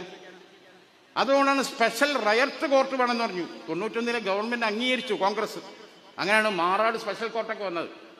കലാപം നന്നാൽ ഉടനെ റയറ്റ് കോർട്ട് വേണം. ഇന്ത്യയിലെ para military service, para police സേനകൾ, BMP Bihar military police, Assam rifles, അതുപോലെ തന്നെ പിന്നെ UP-യിലെ ഒരു പോലീസ് ഉണ്ടല്ലോ, ബീഹാർ മിലിറ്ററി പോലീസ്, അതേപോലെ തന്നെ UP-യിലെ ഒരു ഓർമ്മ വരുന്നില്ല. അങ്ങനെ ഓരോരോ സംസ്ഥാനങ്ങളിലെ അർദ്ധസൈനിക വിഭാഗങ്ങളുണ്ട്. അവിടെ ഒന്നും മുസ്ലിങ്ങൾക്ക് പ്രവേശനമില്ല. ആ വിലക്കെടുത്ത് നീക്കണം. അങ്ങനെ തുടങ്ങിയുള്ള നിരവധി ആവശ്യങ്ങൾ ലീഗ് മുന്നോട്ട് വെച്ചു. 30 ആവശ്യങ്ങളിൽ 10 കോൺഗ്രസ് അംഗീകരിച്ചു. അങ്ങനെയാണ് നമ്മൾ വീണ്ടും മുന്നണിയിലേക്ക് വന്നതും 91-ലെ ഗവൺമെന്റിലൂടെ ഇതൊക്കെ നടപ്പായി. ഞാൻ പറഞ്ഞത്, രാഷ്ട്രപതി കസേര കിട്ടിയിട്ട് സാക്കിർ ഹുസൈന് നടത്താൻ കഴിയാത്തതാണ് ഈ ഇന്ത്യയിലെ ഏറ്റവും ചെറിയ സംസ്ഥാനമായ കേരളത്തിലെ ഈ മലബാറിൽ നിന്ന് 10-15 MLA-മാരും 2-3 MP-മാരും വെച്ച് ഒരു പ്രസ്ഥാനം ഇന്ത്യ ഭരിക്കുന്ന കക്ഷിയുമായുള്ള സൗഹൃദം ഉപയോഗിച്ച് നേടിയെടുത്തത്. അതുകൊണ്ടാണ് നമ്മൾ മുഖ്യമന്ത്രിയാൻ ശ്രമിക്കാത്തത്. നമുക്ക് മുഖ്യമന്ത്രി പദമല്ല വരുന്നത്. നമ്മൾ അനുഭവിക്കുന്ന സമൂഹത്തിന്റെ നീറുന്ന പ്രശ്നങ്ങൾക്ക് പരിഹാരം കാണാൻ രാജ്യത്തെ ഏറ്റവും വലിയൊരു മതേതര ദേശീയ പ്രസ്ഥാനവുമായി നല്ല ബന്ധം ഉണ്ടാക്കുക. ആ ബന്ധമാണ് ഞങ്ങൾ ഉപയോഗപ്പെടുത്തിയത് ഇന്ത്യക്ക് മൊത്തമായിട്ട്. അല്ല, കോൺഗ്രസിന് പ്രത്യേകമായി ഒരു വെളിപാടുണ്ടായി, ഒരു തോന്നലുണ്ടായി, അങ്ങനെ ഉണ്ടായതല്ല ഇതൊന്നും. മുസ്ലിം ലീഗിന്റെ ആവശ്യങ്ങളോട് പുറംതിരിഞ്ഞു നിൽക്കാൻ കോൺഗ്രസിന് കഴിയുന്നില്ല. അതുകൊണ്ട് തന്നെയാണ് ഇന്ത്യൻ യൂണിയൻ മുസ്ലിം ലീഗിനെ മുന്നണിയിലെടുത്തു. ആദ്യം UP-യിലെടുത്തു, ഇപ്പൊ ഇന്ത്യ സഖ്യത്തിലെടുത്തു. 10 വർഷം കേന്ദ്രമന്ത്രിയാക്കി. മൗലാന അബുൽ കലാം ആസാദ് കൈകാര്യം ചെയ്ത മാനവ വിഭവശേഷി വകുപ്പ് തന്നു. ഇന്ത്യൻ റെയിൽവേ വകുപ്പ് തന്നു. ലോകത്തിന് മുമ്പിൽ ഇന്ത്യക്ക് വേണ്ടി ലീഡർഷിപ്പ് കൊടുക്കാൻ വിദേശകാര്യ വകുപ്പ് വരെ നൽകി. 10 വർഷക്കാലം കേന്ദ്ര ഭരണത്തിൽ പങ്കാളികളായി. എന്തെങ്കിലും പറയിപ്പിച്ചോ? നമ്മള് വർഗീയപരമായ എന്തെങ്കിലും ഒരു ആക്ഷേപണം ലീഗിനെ കുറിച്ച് ഉണ്ടായോ ആർക്കെങ്കിലും? അല്ലേ? 19 മാസമാണ് റെയിൽവേ മന്ത്രിയായി അഹമ്മദ് സാഹിബ് നിന്നത്. 19 മാസം 19 ട്രെയിനാണ് കൊണ്ടുവന്നത്. അങ്ങനെ ഒരു ചരിത്രം മാറി ആർക്കെങ്കിലും ഉണ്ടോ? പാസ്പോർട്ട് ഓഫീസുകൾ ഇവിടെയൊക്കെ കൊണ്ടുവന്നത്. ഇതുകൊണ്ടൊക്കെ എന്താ ഉണ്ടായത്? എല്ലാ ജനവിഭാഗങ്ങൾക്കും എല്ലാം ആയാസത്തിലാക്കി. അങ്ങനത്തെ നമ്മൾ മുഖ്യമന്ത്രി, അവർ മുഖ്യമന്ത്രിയാൻ ശ്രമിക്കുക, ഇയാൾ പറയാ. പക്ഷെ കേരളത്തിലെ സ്മൃതി പരുത്തിക്കാട്ടടക്കം, അഭിലാഷ് മോഹൻ അടക്കം, PG സുരേഷ് കുമാർ അടക്കം, അബ്ജോദ് ഏഷ്യാനെറ്റിൽ അടക്കം എല്ലാവരും ഒരുമിച്ച് പറഞ്ഞു, എന്താ മുസ്ലിം ലീഗ് മുഖ്യമന്ത്രിയായ കുഴപ്പം? പണ്ടൊക്കെ ചാനൽ ചർച്ചയിൽ പോയാൽ ലീഗിനെതിരെ എന്തേ വന്നാൽ ഉടനെ എന്നോടും സാക്കിറിനോടൊക്കെ അവതാരം പറയും, ഓ നിങ്ങൾ മറുപടി പറയും. ഇപ്പൊ ലീഗിനെതിരെ എന്തേ പറഞ്ഞാൽ അവതാരന്മാരെന്നെ മറുപടി കൊടുക്കാണ്. നമ്മളേക്ക് തെറ്റുന്നില്ല. അത്രമാത്രം ലീഗ് ഒരു എന്താ പറയുക, ഒരു പൊളിറ്റിക്കലി സ്റ്റെറിലൈറ്റ് ചെയ്ത വളരെ വൃത്തിയുള്ള, ഗരിമയുള്ള, അഭിമാനമുള്ള തറവാടികളായ ആളുകളുടെ രാഷ്ട്രീയ പ്രസ്ഥാനമാണെന്ന തോന്നൽ ഈ രാജ്യത്തിലെ മീഡിയകൾ പോലും നമ്മളോട് പ്രേരിപ്പിക്കുന്നു. എല്ലാവരും ചോദിച്ചല്ലോ എന്താ മുഖ്യമന്ത്രിയെ കുഴപ്പം, ആയല്ലോ ഇവിടെ CH മുതൽ പോയ കുറച്ച കാലമെങ്കിലും. ഇങ്ങോട്ട് എന്താ സംഭവിച്ചത് ഞാൻ ഇന്നലെ പറഞ്ഞു കൊടുത്തു. ഇന്നലെ ഒരുത്തന്റെ വചസ്പതി, സന്ദീപ് വചസ്പതി തന്നെ സാധനം അത് ചോദിക്കുക. ഞാൻ പറഞ്ഞു ഇന്ത്യയിൽ എത്ര സ്റ്റേറ്റ് മുഖ്യമന്ത്രിയാണ് ശ്രമം. ഞാൻ പറഞ്ഞു ഇന്ത്യയിൽ മുസ്ലിങ്ങൾ ഒരുപാട് സ്റ്റേറ്റിൽ മുഖ്യമന്ത്രി ആയിട്ടുണ്ടോ? ബീഹാറിലായിട്ടുണ്ട്, രാജസ്ഥാനിലായിട്ടുണ്ട്, ആസാമിലായിട്ടുണ്ട്, മഹാരാഷ്ട്രയിലായിട്ടുണ്ട്, പോണ്ടിച്ചേരിയിലായിട്ടുണ്ട്, ഈ കേരളത്തിലായിട്ടുണ്ട്. കേരളത്തിൽ മുസ്ലിം ലീഗ് മുഖ്യമന്ത്രിയായ സമയമാണ് ശ്രീകൃഷ്ണ ജയന്തിക്ക് അവധി തരാൻ ആ മുസ്ലിം ലീഗിന്റെ മുഖ്യമന്ത്രിയാണ് തീരുമാനിച്ചത്. അനക്ക് സംശയമുണ്ട്, പോയി ശ്രീധരൻപിള്ളനോട് ചോദിക്ക് എന്ന് അയാളെ മൂത്ത് നോക്കി എന്നല്ല പറഞ്ഞു മിഞ്ഞാന്ന്. എന്താ മുഖ്യമന്ത്രിയായ കുഴപ്പം? നബിദിനത്തിന് അവധിയില്ലാത്തൊരു കാലത്താണ് ശ്രീകൃഷ്ണ ജയന്തിക്ക് അവധി പ്രഖ്യാപിക്കുന്നത്. അത് നിങ്ങൾ മനസ്സിലാക്കണം. കാരണം അത്രമാത്രം ഇവിടുത്തെ ഭൂരിപക്ഷ സമൂഹത്തിന്റെ വികാരം കൺസർ ചെയ്തിട്ടാണ് മുസ്ലിം ലീഗ് പ്രവർത്തിച്ചത്. ഇന്ന് കേരളത്തിൽ സ്വാതന്ത്ര്യം കിട്ടിയതിന് ശേഷം, കേരള പിറവിക്ക് ശേഷം വന്ന സർവ്വ യൂണിവേഴ്സിറ്റികളും മുസ്ലിം ലീഗ് കൊണ്ടുവന്ന, അല്ലാതെ നിങ്ങളൊന്നും തെളിയിക്ക്. 28 കൊല്ലം വിദ്യാഭ്യാസം മുസ്ലിം ലീഗ് കൈകാര്യം ചെയ്തു. 34 കൊല്ലം കൈകാര്യം ചെയ്ത ഇടതുപക്ഷത്തിന് ഒരു യൂണിവേഴ്സിറ്റി കൊണ്ടുവരാൻ കഴിഞ്ഞില്ല. അപ്പൊ നിങ്ങൾ പറയും കാലിക്കറ്റ് യൂണിവേഴ്സിറ്റി EMS ഭരിക്കുമ്പോഴല്ലേ. അത് ശരിയാണ്, EMS എന്ന് മുഖ്യമന്ത്രിയാണ്, അത് ഞങ്ങൾ സമ്മതിക്കുന്നുണ്ട്. എങ്ങനെ കാലിക്കറ്റ് യൂണിവേഴ്സിറ്റി നമുക്ക് തന്നതെന്നുള്ള ചരിത്രം ഗൗരവമ്മയുടെ ആത്മകഥ എടുത്ത് വായിച്ചാൽ മനസ്സിലാവും. എന്താ യൂണിവേഴ്സിറ്റി എന്ന് പറഞ്ഞാൽ? ആരാ ഇതിന്റെ ചിലയിടേണ്ടത്? ഒന്നൊക്കെ രാഷ്ട്രപതി, അല്ലെങ്കിൽ ഉപരാഷ്ട്രപതി, അല്ലെങ്കിൽ പ്രധാനമന്ത്രി, അല്ലെങ്കിൽ ഗവർണർ, അല്ലേ, he's the chancellor of university, അല്ലെങ്കിൽ മുഖ്യമന്ത്രി. വലിയ ദർജയിലുള്ളവരാണ് ഇന്ത്യയിലെ എല്ലാ സർവകലാശാലക്കും തറക്കല്ലിട്ട്. എന്നാൽ കാലിക്കറ്റ് യൂണിവേഴ്സിറ്റിക്ക് തറക്കല്ലിട്ടത് കേവലം ഒരു വിദ്യാഭ്യാസ മന്ത്രിയാണ്. അദ്ദേഹത്തിന്റെ പേര് CH മുഹമ്മദ് കോയ എന്ന. മലപ്പുറം ജില്ലയിലാണ് സ്ഥാപിക്കുന്നത്. മലപ്പുറം ജില്ലയിൽ നിന്നുള്ള വ്യക്തിയാണ് കേരളത്തിന്റെ അന്നത്തെ മുഖ്യമന്ത്രി EMS നമ്പൂതിരിപ്പാട്. സ്വന്തം ജില്ലയിൽ ഒരു സർവകലാശാലയ്ക്ക് തറക്കല്ലിടുമ്പോൾ സ്വന്തം ജില്ലയിലെ പട്ടാമ്പിയിൽ ഉണ്ടായിട്ടും ആ ചടങ്ങിൽ എന്തുകൊണ്ട് മുഖ്യമന്ത്രി സംബന്ധിച്ചില്ല EMS? മലപ്പുറം ജില്ലയിൽ നിന്നുള്ള മറ്റൊരു മന്ത്രി EK എംപിച്ചു പോവ, അന്ന് അദ്ദേഹം മണ്ണാർക്കാട് നിന്നാണ് ജയിച്ച് എത്തിയത്. അദ്ദേഹത്തിന്റെ ഭാര്യ വീട് കുണ്ടോട്ടിയാണ്. കുണ്ടോട്ടിയിലെ ഭാര്യ വീട്ടിൽ അന്ന് ഉണ്ടായത് മനസ്സിലാക്കണം. എന്നിട്ടും നടക്കാനുള്ള ദൂരമുള്ളൂ കരിപ്പൂരിലേക്ക്. കുണ്ടോട്ടിന്ന് അല്ല, പിന്നെ തേഞ്ഞിപ്പലത്തേക്ക് വന്നില്ല. CH തറക്കല്ലിട്ടു. തലപ്പാവ് ധരിച്ചൊരു മനുഷ്യണ്ടായിരുന്നു, സൈദന്തരമാൻ ബാഫിത്തങ്ങൾ, കുറെ കൈലിത്തുണിയും കള്ളിത്തുണിയും ബനിയനിട്ട കുറെ കാക്കാമാരും. Stone laying function of Calicut university എന്ന് പറഞ്ഞ് മാർബിൾ ഉല്ലേഖനം ചെയ്തു വെച്ചിട്ടുണ്ട്. സത്യമേവ ജയതേ എന്ന ബോർഡാ വെച്ച് CH. ബദിരീങ്ങളെ എന്നുള്ള ബോർഡല്ല വെച്ച്, ഞങ്ങൾ മനസ്സിലാക്കണം. ആ ബോർഡ് വെച്ച് സത്യമേവ ജയതേ. ആ നരേഷൻ പോലും CH. അങ്ങനെ അതിൻ്റെ അകത്ത് എത്തി. ഇവരെന്തും അതൊക്കെ കഴിഞ്ഞ് പിന്നെ മലപ്പുറം ജില്ല ഉണ്ടാക്കി ഞങ്ങളന്ന്. അതാണ് ആ ജില്ലൻ്റെ 50-ാം വാർഷികം കൊണ്ടാടി. EMS ജീവനെളുപ്പം വിളിച്ചു, നിങ്ങളെ കാലത്തുണ്ടായി ജില്ല വരണം എന്നുണ്ട്.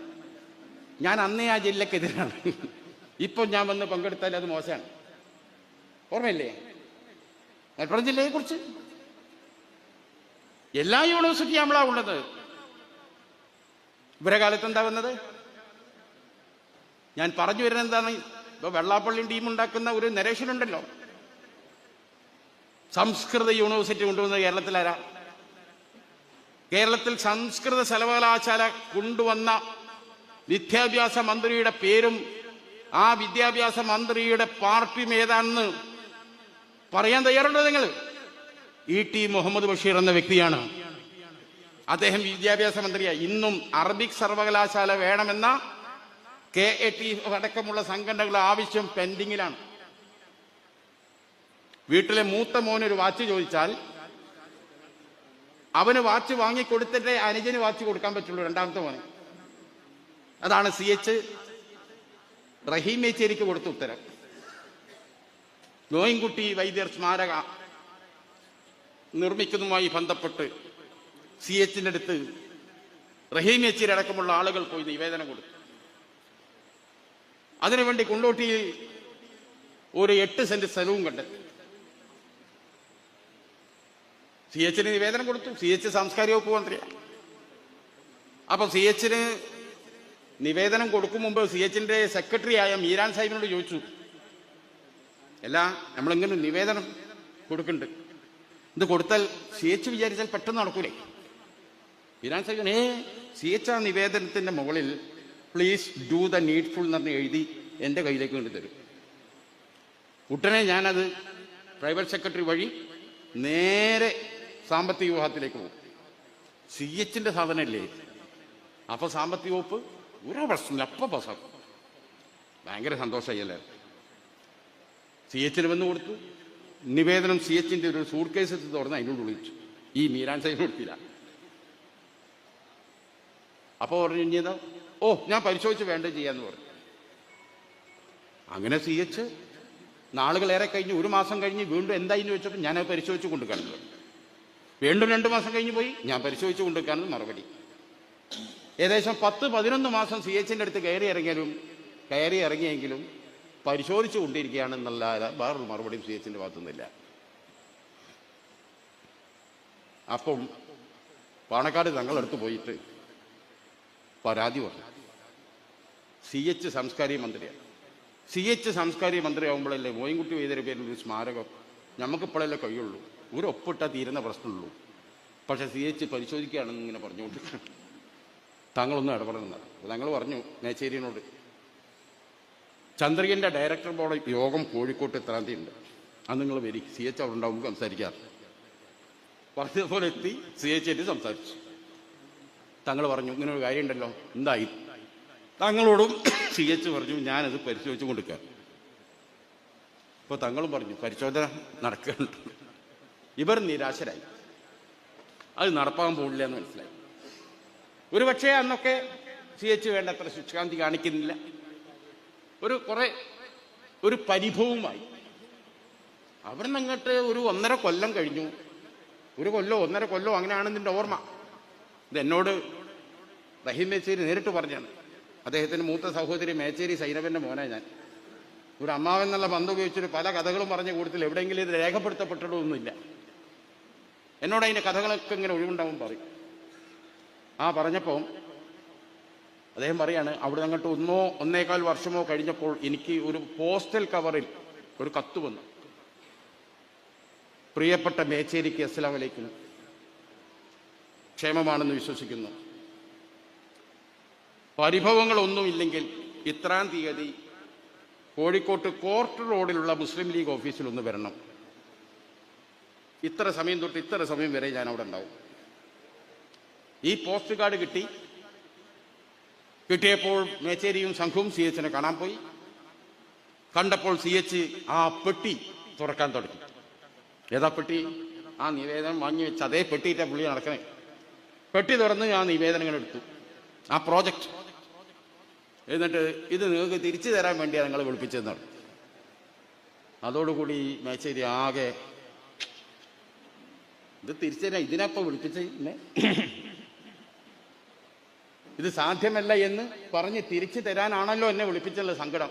സി എച്ച് അങ്ങനെയാണ്, ആദ്യം ഒന്ന് വേദനിപ്പിക്കും. വരാത്ത പോലെ അങ്ങനെയാണ്, ആദ്യം അവളൊന്ന് പിടിച്ച് നുള്ളു, പിന്നെ ചെറുക്കുക. ഓരോരുത്തരെ ഒരു രീതിയാണ്. ആദ്യം ഭയന്നപ്പം ഒറ്റ ചോദ്യം ചോദിച്ചത്, ഈ പ്രോജക്റ്റ് എത്ര റുപ്യയുടെ പ്രോജക്റ്റാണ്? വളരെ 4-5 ലക്ഷം രൂപേൻ്റെ ചെറിയ പ്രോജക്റ്റ്. ഇതിൻ്റെ സ്ഥലം എത്രയാണ്? 8. അവിടെ എത്ര സ്ഥലം? സ്ഥലം അവിടെ ഒരുപാടുണ്ട്. ആ മൊത്തം സ്ഥലം ഉൾപ്പെടുത്തിയിട്ട് ഇപ്പോൾ ഉള്ള പ്രോജക്റ്റിനെ കാട്ടി ഒരു 10 ഇരട്ടി വലിപ്പമുള്ള വലിയ വിശാലമായ ലൈബ്രറി, അത് ഗവേഷണം ഒക്കെ ഉള്ള വലിയൊരു പ്രോജക്റ്റാക്കി 1.5 മാസത്തിനുള്ളിൽ എൻ്റെ കയ്യിൽ ഏൽപ്പിക്കിടന്നത്. അതിനാ വിളിപ്പിച്ചത്. ഉടനെ എന്താ ചെയ്യേണ്ടതെന്ന് അറിയാതെ ആഹ്ലാദം കൊണ്ട് തുള്ളിച്ചാടിയ റഹീം മേച്ചേരി നേരെ പോയത് TPM സഹീർ ഖാൻ്റെ, എഞ്ചിനീയർ സഹീർ ഖാൻ്റെ വീട്ടിൽ പോയിക്കും പോന്നില്ല. ഓട്ടോറിക്ഷ സഹീർ ഖാൻ്റെ അടുത്ത്. സഹീർ ഖാൻ കോഴിക്കോട്ട് ഏറ്റവും പ്രഗത്ഭനായ എഞ്ചിനീയറാണ്. പിന്നീട് നമ്മൾ കോഴിക്കോട് 2ന്റെ MLA ആയി വന്ന ഇന്നത്തെ TPM ജിഷാന്റെ പിതാവ്. സഹീർ ഖാൻ തിരക്കുള്ള ഒരു ആളാണ്. എനിക്ക് പെട്ടെന്ന് കിട്ടണം. എന്താണ് അങ്ങനെ സഹീർക്ക് ആരോ ഏൽപ്പിക്കുകയോ സഹീർക്ക് ചെയ്യോ ഒന്നും കൃത്യമായി ഞാൻ ഓർക്കുന്നില്ല. പ്രൊജക്റ്റ് ഉണ്ടാക്കി കൊടുത്തു, CH ഏൽപ്പിച്ചു. നാളുകൾ കഴിഞ്ഞ് ഒരു ദിവസം നിയമസഭയിൽ CH കുറേ മലയാളം പദ്യം ചൊല്ലാൻ തുടങ്ങി, കവിതകൾ ഉരുവിടാൻ തുടങ്ങി. ഇത് ആരുടേതാണെന്ന് അറിയാമോ എന്ന് ചോദിച്ചു. അപ്പോ CM സുന്ദരം ഒഴികെയുള്ള ആർക്കും ഇതിൽ കമന്റ് ചെയ്യാം. CM സുന്ദരം മുണ്ടരുതറി, പാലക്കാട്ടുള്ള ഒരു പട്ടരായ MLA. CM സുന്ദരം ഒഴികെയുള്ള ആർക്കും പറയാം, ആരൊന്നും ഇല്ലാത്തതാണ്. ഇതാണ് ജ്ഞാനപ്പാനം എഴുതിയ മഹാകവി. ആരാണ്? പൂന്താനം. ആദ്യമായി പൂന്താനത്തിനെ മഹാകവി എന്ന് വിളിച്ചത് ആരാണ്?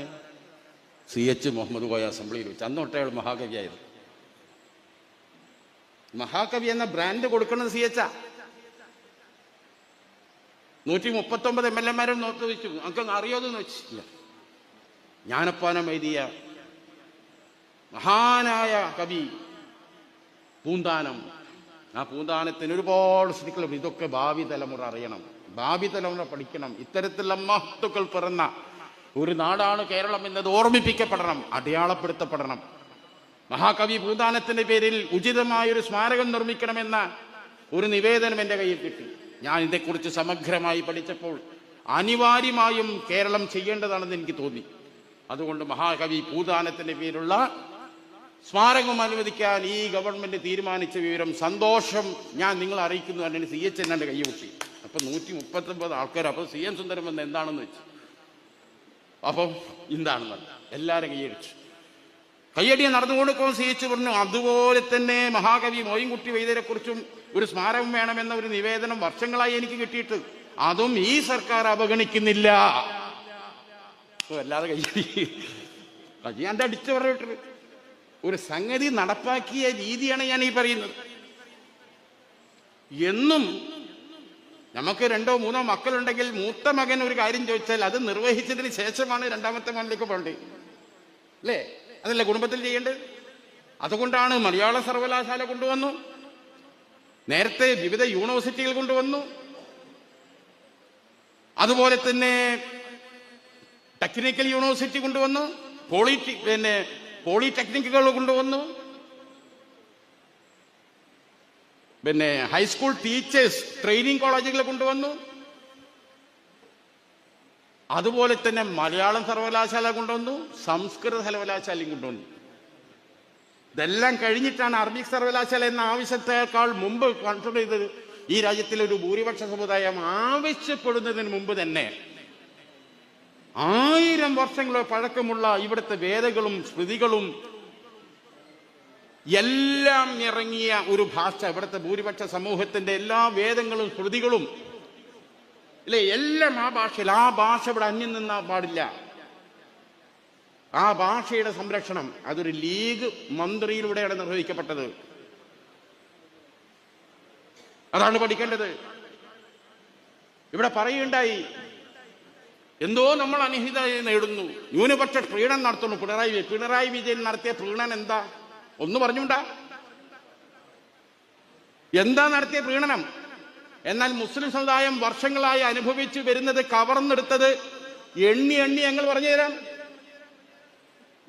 പെട്ടെന്ന് വികലാംഗർക്ക് പെട്ടെന്നൊരു സംഭാഷണം, വളരെ സന്തോഷമുള്ള കാര്യം. നോക്കുമ്പോൾ ഇന്നെടുത്ത് കൊടുക്കുന്ന സംവരണം മുസ്ലിം കോട്ടേന്ന്. സംവരണം പ്രഖ്യാപിച്ചോട്ടെ, ഒക്കെ എടുത്തു കൊടുക്കുന്ന എവിടുന്ന? ഒക്കെ മുസ്ലിം കോട്ടേന്ന്. ഇനി എന്താ എടുക്കാൻ ബാക്കിയുള്ള എല്ലാ സ്കോളർഷിപ്പുകളും നിർത്തലാക്കി. സച്ചാർ കമ്മീഷൻ പ്രകാരം കേരളത്തിൽ വന്ന 18ഓളം Muslim youth coaching centre for youths Sachar commission ആനുകൂല്യം തന്നെ കേരളത്തിൽ വേണ്ടാന്ന് വെച്ചു, ഇല്ലേ?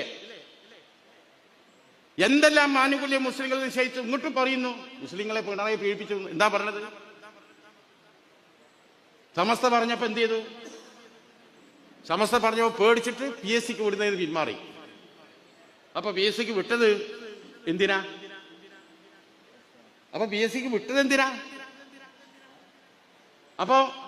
PSCക്ക് വിടുക, എന്നിട്ട് ലീഗ് സമരാണ്ട് തുടങ്ങി. 4 ദിവസത്തിനുള്ളിൽ കോഴിക്കോട് കടപ്പുറത്ത് കൂടിയ ജനം ഇപ്പോഴും അതിന്റെ എണ്ണം എണ്ണി തീർന്നിട്ടില്ല. ആഞ്ഞടിച്ച് കേരളത്തിലെ മാധ്യമങ്ങൾ പറഞ്ഞു, തന്നെ പിൻവലിക്കേണ്ടി വന്നു. അപ്പോ അതെന്താക്കി? മതസംഘടനകൾ വരട്ടിയപ്പോൾ നിന്നു. ആദ്യം എന്താ പറഞ്ഞത്? ആദ്യം പറഞ്ഞ വഖഫ് ബോർഡ് മാത്രമല്ല, ദേവസ്വം ബോർഡിലെയും വഖഫ് ബോർഡിലെയും നിയമനം PSCക്ക് വിടുന്ന പറഞ്ഞത്. എന്താ ദേവസ്വം ബോർഡിൽ വിടാത്തത്? ശശികല വരട്ടിയപ്പോൾ. ഇവിടെ സമസ്തന്റെ വരട്ട് പറഞ്ഞു. ശശികല വരട്ടിയപ്പോൾ ആണ് ദേവസ്വം ബോർഡിലേത് ഇന്ന് അങ്ങനെ വേണ്ട, നമുക്ക് വഖഫ് മാത്രമാക്കാൻ തീരുമാനിച്ചു. വഖഫ് ഞങ്ങൾ സമരം ചെയ്തപ്പോഴാണ് പിൻവലിക്കേണ്ടി വന്നത്.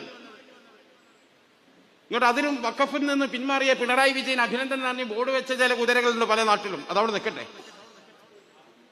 അത് കഴിഞ്ഞപ്പോ ഓരോന്ന് വന്നല്ലോ. എന്ത് പ്രീണന നടത്തിയത്? ഏതെങ്കിലും ഒന്ന് പറഞ്ഞു തരട്ടെ. ഞാൻ മിഞ്ഞാന്ന് ഒരു കണക്കണ്ട് പറഞ്ഞു. മിഞ്ഞാന്നത്തോടു കൂടി ഞാൻ ഇപ്പൊ കൊടും വർഗീയവാദിയാ. എല്ലാ KCBCന്റെയും സീറോ മലബാർ സഭന്റെയും ഒരുപാട് അണ്ടിമുറ്റി ശാഖ, മറ്റേത് അമ്പാളി സഖാക്കള്, ഇറ്റിങ്ങളെ അമൃതം കമ്മയ്യ, മറ്റേ സംഘികളെ കണ്ടമാന ഗ്രൂപ്പ് എന്നോട് ഇങ്ങനെ തെക്കൻ മേഖലയിൽ നിന്ന് പലരും വിളിച്ചു പറയാം, ഏറ്റവും വലിയ ഭീകരവാദി മുസ്ലിങ്ങൾ ഈയാണോടോ. എന്താ ഞാൻ പറഞ്ഞത്? ഞാൻ ഒറ്റ കാര്യം പറഞ്ഞു. ഞാൻ ഒരു കാര്യം പറയട്ടെ. നിങ്ങൾ വർഗീയത പറയാണ് നിങ്ങൾ ആരും ധരിക്കരുത്. ചില സ്റ്റാറ്റിസ്റ്റിക്സ് ഒക്കെ ചില ഘട്ടത്തിൽ പറയേണ്ടി വരും. ഇവിടെ ഇപ്പൊ നിലവിലുള്ള വെള്ളാപ്പള്ളിന്റെ അയാൾ പറയണ്ടല്ലോ, എനിക്കത് എന്നില്ല, ഇത് എന്നില്ല, എനിക്ക് ഭൂമി എന്നില്ല. നിലവിൽ 28 സ്കൂളുള്ളത്, 8 9 കോളേജുണ്ട്. ചേർത്തലയിലെ SN കോളേജിന് സംഘടന കാലത്ത് 10 ഏക്കർ സ്ഥലം ഒരു വ്യക്തിന്റെ അടുത്ത് സംഭാവന. ഞാൻ വ്യക്തിന്റെ പേരൊക്കെ പറഞ്ഞു കൊടുത്തു. ബാക്കി എല്ലാ സ്ഥലവും സർക്കാരിന് ദാനായി കിട്ടിയതാ, എല്ലാം ലീസിന് വാങ്ങിയതാ. ക്രിസ്ത്യൻ സഭ നടത്തുന്ന എല്ലാ സ്കൂളും 1927 ബ്രിട്ടീഷുകാരിൽ നിന്ന് ലീസ് കരാറിന് വാങ്ങിയതാ. ഞാൻ വെല്ലുവിളിക്കുന്നു, മുസ്ലിം സമുദായം സർക്കാരിൽ നിന്ന് വാങ്ങിയ 1 സെന്റ് എവിടെയെങ്കിലും വാങ്ങി തിരിച്ചരും. മുസ്ലിം സമുദായത്തിന്റെ എന്തെങ്കിലും ഒരു സ്ഥാപനം, ഒരു വിദ്യാഭ്യാസ സ്ഥാപനം സർക്കാരിന്റെ അടുത്തുനിന്ന് ലീസിനോ ദാനമായി വാങ്ങിയിട്ടുണ്ട് തെളിയിച്ചത് ഞാൻ വെല്ലുവിളിച്ചു. ഇതൊന്നും നമ്മൾ പറയാൻ ആഗ്രഹിച്ചതല്ല. ഇനി സർക്കാർ NSSനും SNDPക്കും ക്രിസ്ത്യൻ സഭക്കൊക്കെ എത്ര ഏക്കർ കൊടുക്കണേന് ഞങ്ങളെ പാർട്ടി എതിരുമല്ല. അതും പറഞ്ഞു, ഞങ്ങൾക്ക് അതിൽ പ്രയാസമില്ല, പ്രതിഷേധമില്ല. പക്ഷെ ഞങ്ങളെ സമുദായം 1 സെന്റ് സർക്കാരിൽ നിന്ന് വാങ്ങി തെളിയിച്ചറിയാൻ സാധിക്കുമോ? ഞങ്ങളെന്തോ അരുതമായി നേടുന്നു എന്ന് പറഞ്ഞതുകൊണ്ടാണ് എനിക്കിത് പറയേണ്ടി വന്നത്. തുറന്നു പറഞ്ഞു. എന്താ മറുപടി ഉണ്ടായിരിക്കെങ്കിലും? അപ്പം അടിയിൽ എഴുതുക, നിങ്ങൾക്ക് എന്തിനാ സ്ഥലം? നിങ്ങൾക്ക് കാണുന്ന ഭൂമിയൊക്കെ വഖഫായി പ്രഖ്യാപിച്ചാൽ നിങ്ങൾക്ക് അങ്ങനെ കുറെ സ്വത്ത് കിട്ടിയില്ലേ? ഇതിന് മറുപടിയപ്പത് ഈ വഖഫ് ഇപ്പൊ പറഞ്ഞ മാതിരി ഈ വഖഫ് എന്ന് പറഞ്ഞാൽ ആകെ പണ്ട് കുട്ടികളെ ഭക്ഷണം കഴിച്ചിട്ടില്ലെങ്കിൽ ഏതോ ഇന്നാൾ വരാണ്ടെന്ന് പറഞ്ഞ് പേടിപ്പിച്ച കഴിക്കും. ഇപ്പൊ ഇന്നാളൊരു കാർട്ടൂണിൽ കാണുക, ഒരു കുട്ടി ഭക്ഷണം കഴിക്കില്ല, വഖഫോട് വരുന്ന പറഞ്ഞ് വേഗം കഴിച്ചിട്ടറിയും. ഉണ്ടാക്കി വെച്ച ഭീതിയാണ്. എന്താണ് വഖഫ് എന്ന് കൃത്യമായി പറയേണ്ടവരുണ്ട്. അവർ പറയണ്ട, അവർ ലീഗിനെങ്ങനെ ചൊറിഞ്ഞു നടക്കുക. ഉത്തരവാദപ്പെട്ട ഒരു മനുഷ്യനും പറയുന്നില്ല. എന്താണ് വഖഫ് എന്ന് പറയേണ്ടത്? വഖഫിനെ കുറിച്ച് അറിയുന്ന പണ്ഡിതന്മാരാ, അവർക്ക് അതിന് നേരമില്ല.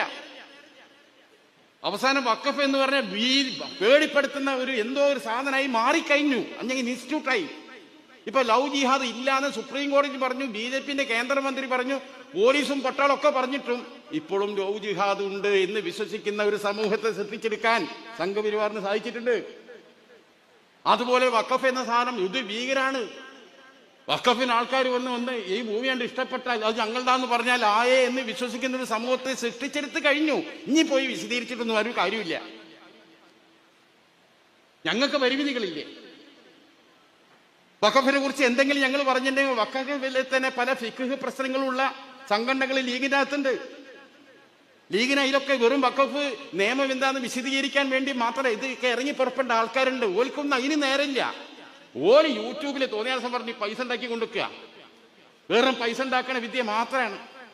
എന്നിട്ട് അതും വെച്ച് ഈ സമുദായത്തിനെ ട്രോളാൻ ആൾ വരും. 24 കൂടി എല്ലാ മൂലമാരും സ്വർഗത്തിലാണ്.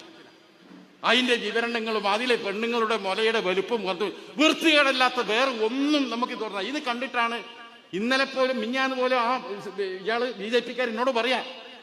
ഞാൻ ചോദിച്ചു, ഞങ്ങളെ പണ്ഡിതന്മാരാരെങ്കിലും ജിഫ്രി തങ്ങളാകട്ടെ, കാന്തപുര ഉസ്താദാകട്ടെ, TP അബ്ദുൽ ഖോയ മദീനി ആകട്ടെ, ഹുസൈൻ മടൂരാകട്ടെ, അങ്ങനെ പോയി അവരൊക്കെ ഒരു ഭാഷ നോക്കി. അന്യമത വിദ്വേഷം ഉണ്ടാക്കുന്ന എന്തെങ്കിലും ഒരു വാക്കോ ഒരു ശകലമോ അവരിലുണ്ടോ എന്ന് ചോദിച്ചപ്പോൾ ഇയാൾ എന്നാ മറുപടി എന്നറിയാം? കാണിച്ചു തരാൻ ഞാൻ. പച്ചക്ക് അശ്ലീലം പറയുന്ന എത്രണ്ണം ഞാൻ കാണിച്ചു തരാന്ന് ഇങ്ങോട്ടേക്ക് പറയണവര് സ്വന്തം ദൗത്യവും ധർമ്മവും മറക്കുകയാണ്.